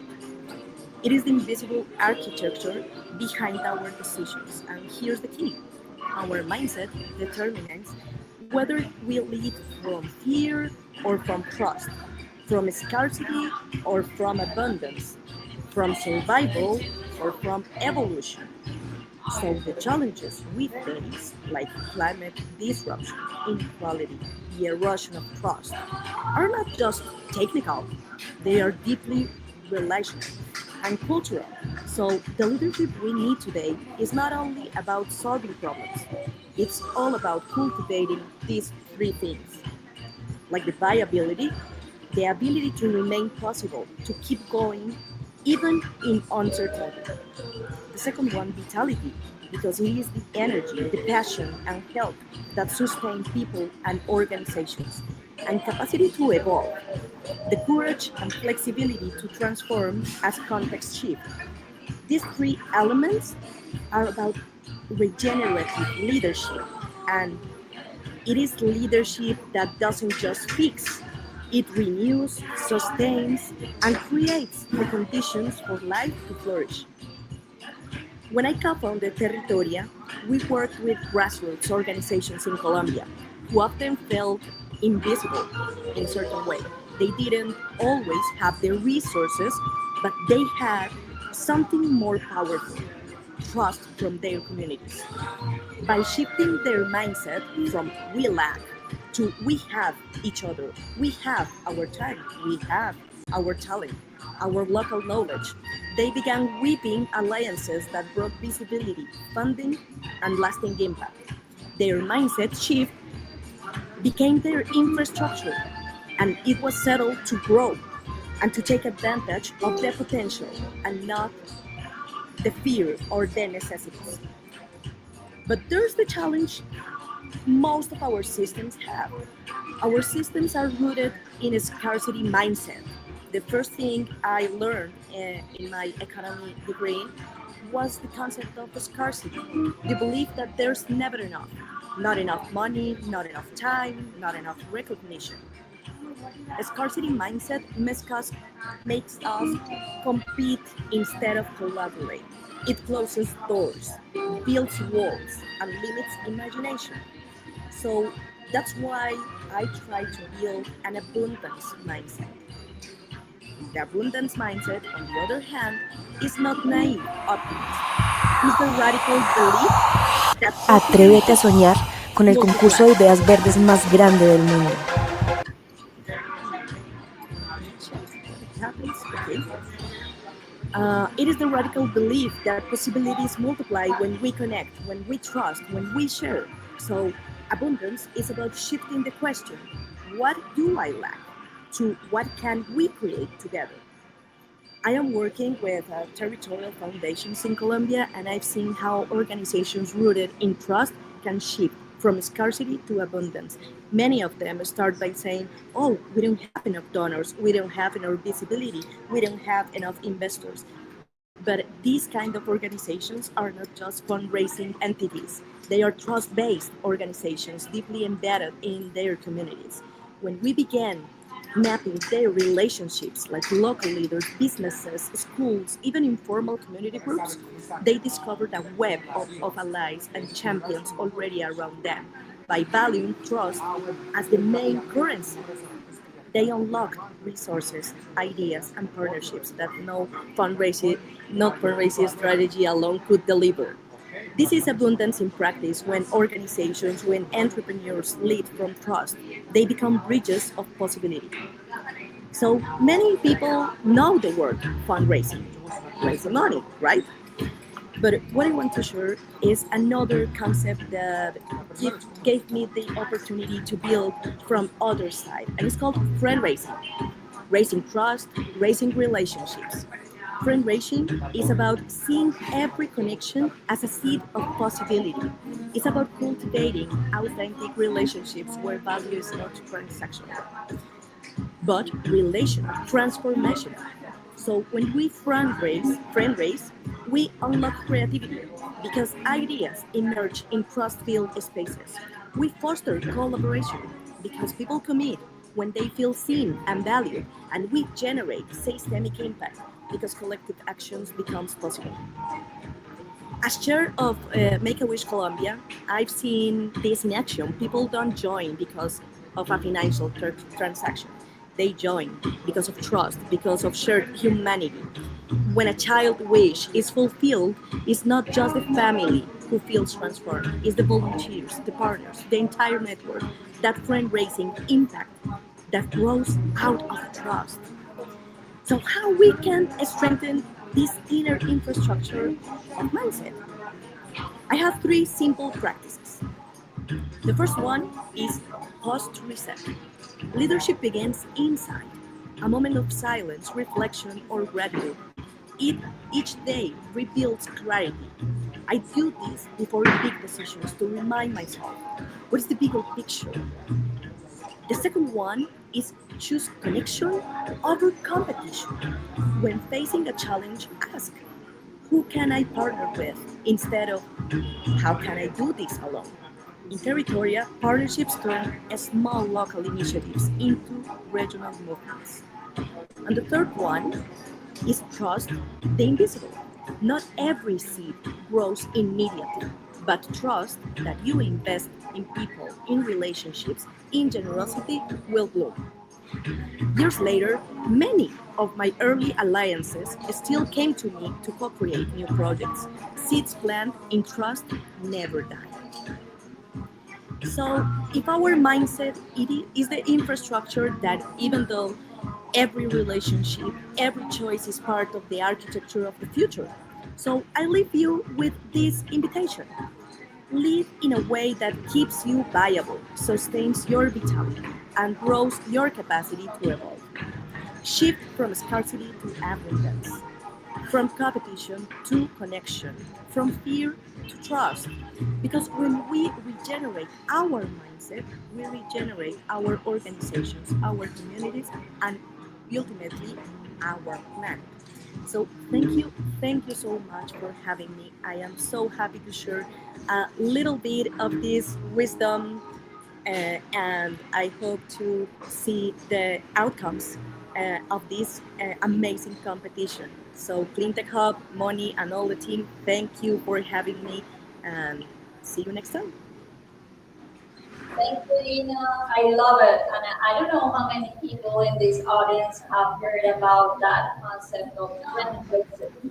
Of course, you were the first person I know that you have that intellectual property of that concept because it's absolutely amazing. And something that amazed me and makes me really happy to end this first day with Lina and connecting with Carlos is that both of them are inviting all entrepreneurs to check on their mindset, right? So Lina talked to us as mindset being the infrastructure, right? Like the base of whatever you are doing. And that connects perfectly with what we were talking with Carlos, like saying, like, the way that we want to show the future of a business is based on the mindset that we see and perceive on the founders, on the entrepreneurs. So I really like some points that Lina mentioned. Some of those were make the bigger questions.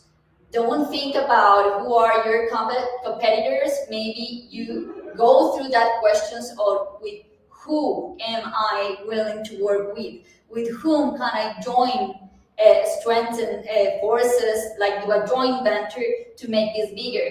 And this message is amazingly perfect for this competition because actually Climate Launchpad is the door for a step in an international community. Is like a bunch of people that we are like talking in the same language, looking for the same mission, like absolutely secure that the way to promote the systemic change our world needs is through entrepreneurship, and that we are sure that the leadership inside small companies are the way that we can create change. That we are not like so far of those, we don't need to think about politicians or those super big companies. Is everything started from the heart, right? From the purpose-driven initiatives that all of the founders, all the entrepreneurs that we have been seeing here in this day one, actually we saw 10, they have that, right? They have those purpose-driven that they wanted to make that big questions. But Lina, I think that I wanted to ask you, you talked about trust, you talked about generosity. And sometimes when you are in this stage, this early stage of the startups, where you are like super, you have so many pressure of going outside and sell, because of course we want to have economical, viable, and sustainable companies.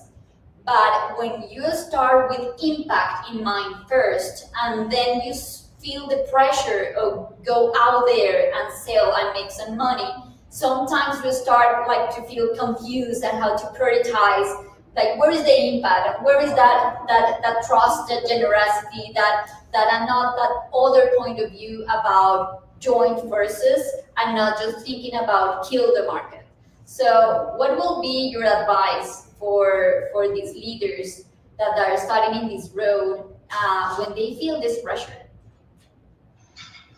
I think pressure is always going to be there. If today you have sales pressure, then you will have a board pressure. So you have to build really a strong structure in your spirit and your soul to manage that kind of things. I think that's why the mindset, it is important to have a very strong basis. You have to breathe. I hope you can understand how to meditate and how to control the things you can control, because there's going to be a lot of things that you can't control. So you could focus on what you can control, and then you can breathe and take better decisions when you have this clear. But the pressure is never going to be away, actually. So bad news for all. But you have to understand how to manage it. Yeah, but news for all of that.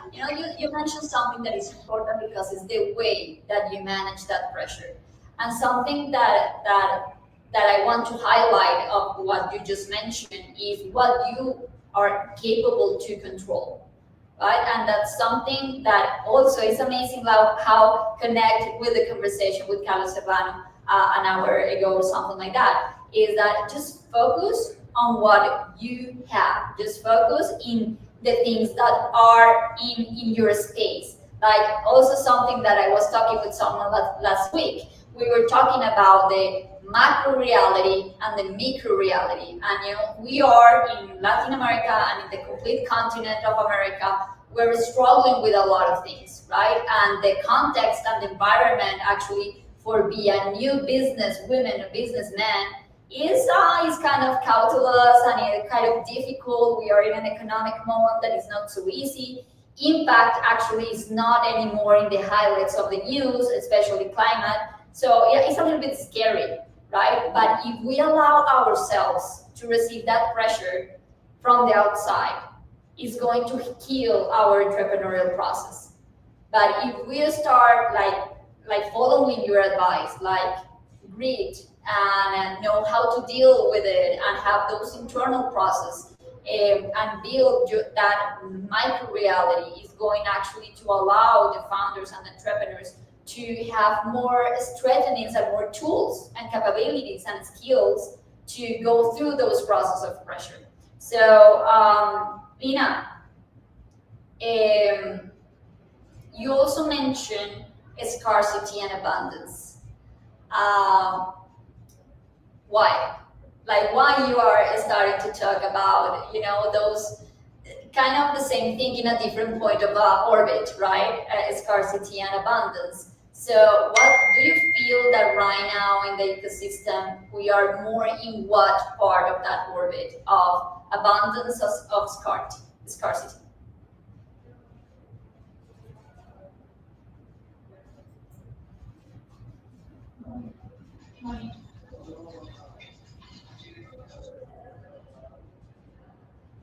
Amy, do you hear us?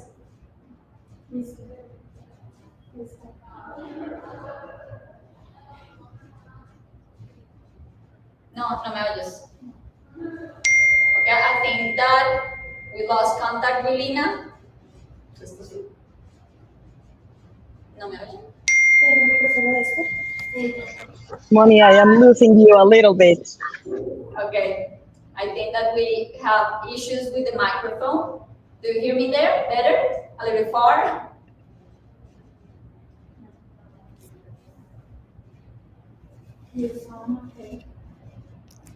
No, we lost sound. So, Lini, hola, Lini, do you hear there? No. Okay, so también perdimos sonido o solo no me oye Lina. Ya te recuperé. I hear you, like the last sentence.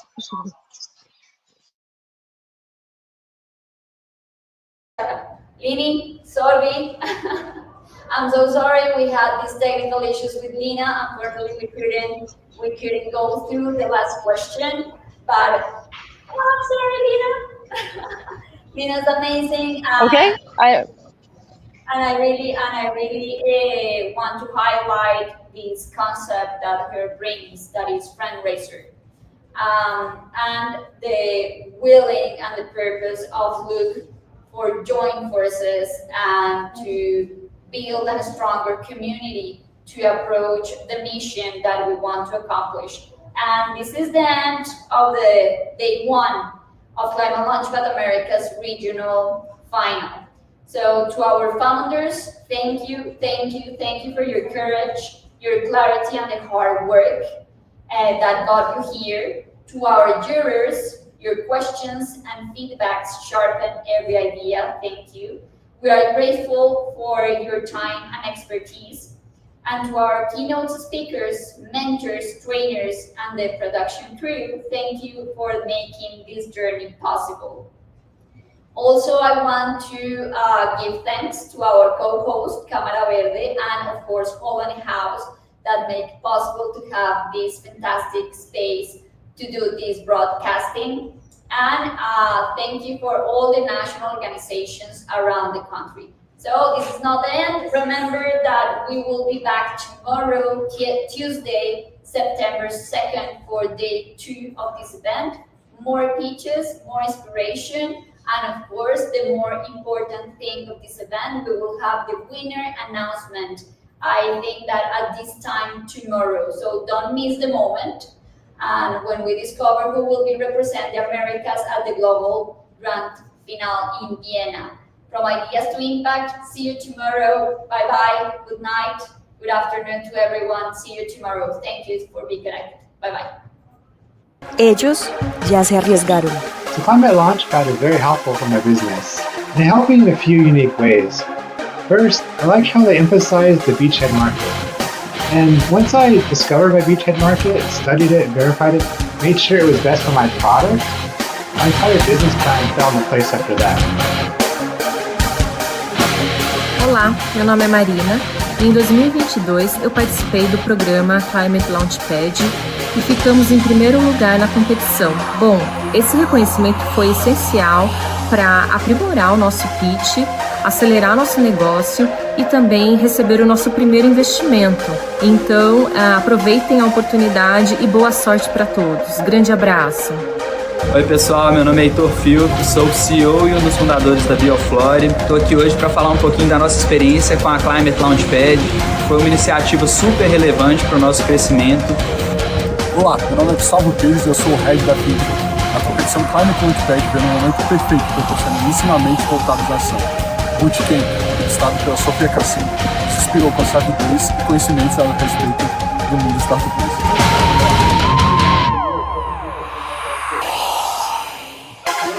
Hi, my name is Felix Santamaria. I just want to thank the whole Warm Argentina and Climate Launchpad team in representation of Power Cup, our project and startup. We've learned a lot and we are really excited to keep on learning and acquiring tools for the development of our startup. So thanks a lot.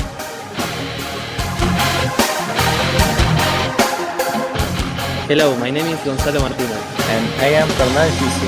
And we are AgroClimatech. Hi, I am Inés. I am the founder, CEO and CTO of Gold Waste Walls, a crypto robot startup to waste sorting. And thanks to Warm, Facu, Mel, and Israel. Hello everyone, this is Gonzalo Pulta here, CPO and co-founder of Protigo. A huge thank you for Climatech and to Warm Argentina for making the program, for the mentorships and for giving us this amazing opportunity. Let's keep growing and let's keep following sustainability.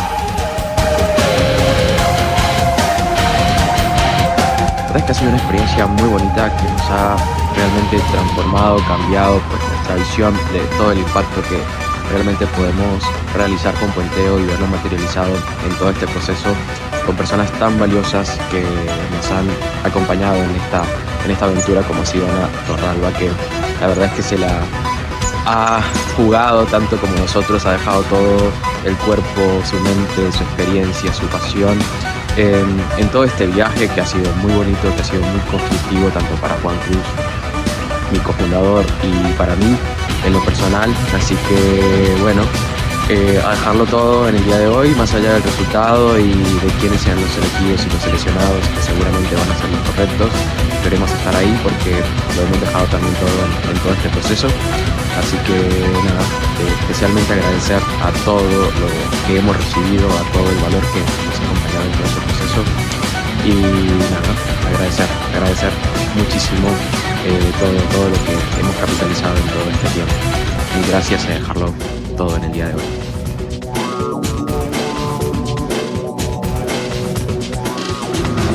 Hi, my name is Nathan, and I am the co-founder of Launchpad. Painting the Climate Launchpad Bootcamp was a game changer for our startup. It helped us to clarify our proposition and connect it more directly to the market. Not only Climate Launchpad prepared us to a pitch more effective, but it helped us to think bigger. Comparto mi experiencia, que ha sido muy agradable, en especial por el acompañamiento personalizado de la mentora y también de los recursos disponibles que como emprendedores tenemos para afinar cada uno de los detalles de nuestras propuestas.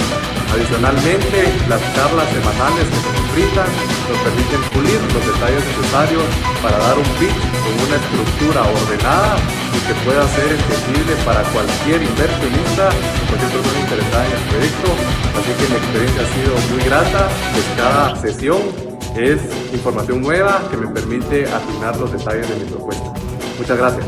Olá, meu nome é Ariel Kozlovski, eu sou sócio fundador da Maricultura Regenerativa. Com relação ao Climate Launchpad em 2022, foi uma experiência muito enriquecedora para a gente. Uma das coisas que me chamou bastante atenção foi a remodelagem e planejamento estratégico de negócio. O nosso mentor também nos ajudou com networking e por conta dele a gente conseguiu um dos primeiros clientes B2B. Então acredito que vale muito a pena investir tempo, esforço e olhar seu negócio de uma forma diferente, tentando sempre maximizar o impacto ambiental e também conseguir fazer dinheiro para escalar o próprio negócio e consequentemente aumentar o impacto. Obrigado, boa sorte.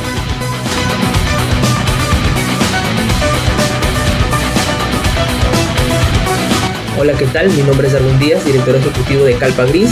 Estamos muy agradecidos de poder pertenecer al programa de Climatech Launchpad. A continuación los dejaré con Walter Viera Soto, nuestro CTO, que hablará un poco más de nuestra experiencia dentro del programa. Muchas gracias. Hoy no solo tenemos un proyecto más sólido, sino también tenemos una visión mucho más clara de cómo poder escalar nuestro impacto. Entramos al programa con una sola idea clara, sin embargo con muchas interrogantes. Y el bootcamp fue clave para poder aterrizar nuestro modelo y entender el verdadero potencial climático de nuestra solución. Las mentorías nos ayudaron a poder refinar nuestro pitch, validar nuestro mercado y tomar decisiones estratégicas con confianza. Y esto ha sido una experiencia transformadora, gracias a Launchpad por impulsarnos a soñar en grande y actuar por el planeta. Hola, ¿qué tal? Soy Oscar Castro, CEO y fundador de Pop. Y en Climatech Launchpad hemos transformado una visión en una estrategia concreta. Gracias al programa hemos recibido un acompañamiento estratégico, así como mentorías, que nos han brindado mayor claridad, enfoque y una narrativa mucho más sólida para poder presentar nuestras ideas.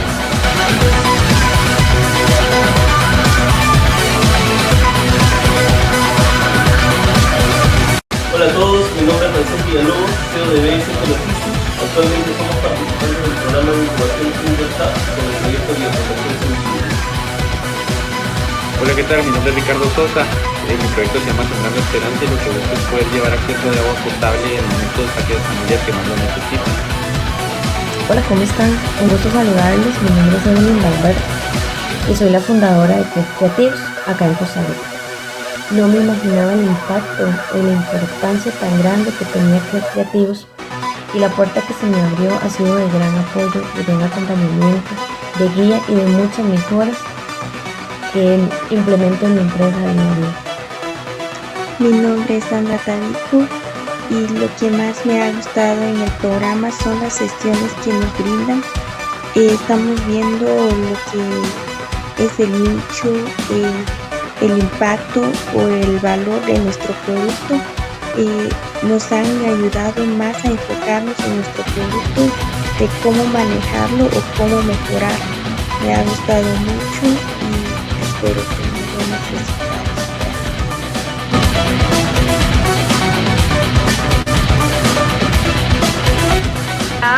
Soy Yesenia Catherine Percalife, soy del equipo Bionocular Earth y definitivamente el programa Climate Launchpad 2025 ha sido una experiencia transformadora, resaltando las mentorías personalizadas que nos han guiado paso a paso a cómo también enfocarnos en nuestra solución y también a ver oportunidades donde no las habíamos considerado.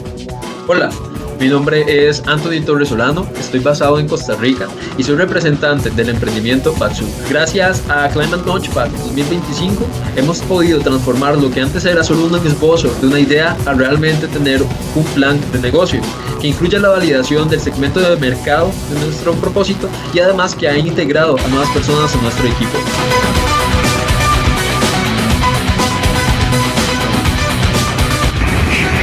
Tomorrow we are participating of the final of Climate Launchpad, so we invite you to follow us to see the result.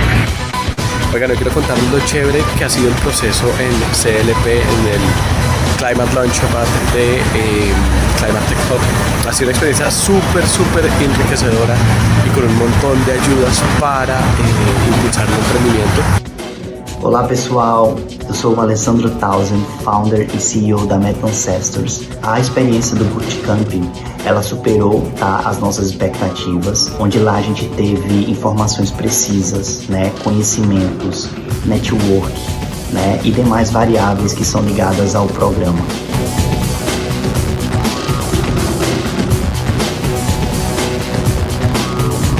Hi everyone, this is Thales from Carbonova and I just finished the Climate Launchpad Bootcamp here in Brazil. Well, the bootcamp was transformative. Sofia Cassimo guided us through how to turn climate ideas into scalable business, and it really pushed me to refine Carbonova's mission, which is using AI and data to help companies measure, reduce and monetize their emissions. You know, this experience opened my eyes to new opportunities in the carbon market and the global potential of Brazilian climate tech.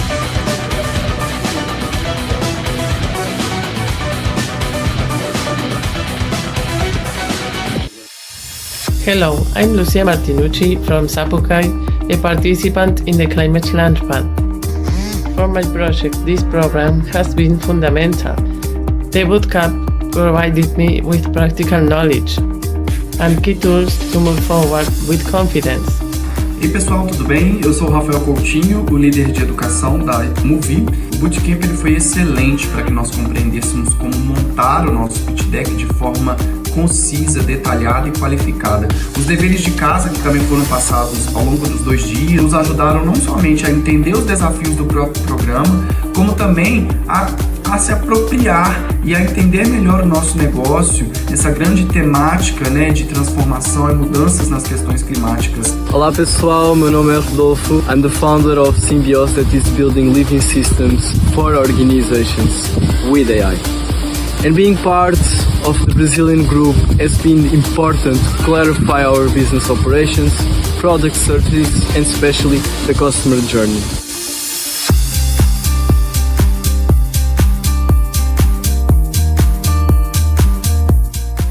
Hola, soy Laura, de Bosques Urbanos. Cuando me enteré de la convocatoria del Climate Launchpad, aproveché el minicurso que ofrecían para presentar ideas y haciendo ese minicurso me di cuenta de que no tenía una idea, sino muchas. Terminé presentando 7 ideas al concurso, guiada por ese minicurso que estuvo muy interesante, en particular lo que es la segmentación de clientes. Gracias por la oportunidad. Muchas ideas para cambiar el planeta, con algo en común. Climate Launchpad. Climate Launchpad. Climate Launchpad. Climate Launchpad. Climate Launchpad. Climate Launchpad. Climate Launchpad. Climate Launchpad. Climate Launchpad. A Climate Launchpad. Climate Launchpad. Climate Launchpad. Climate Launchpad. Climate Launchpad.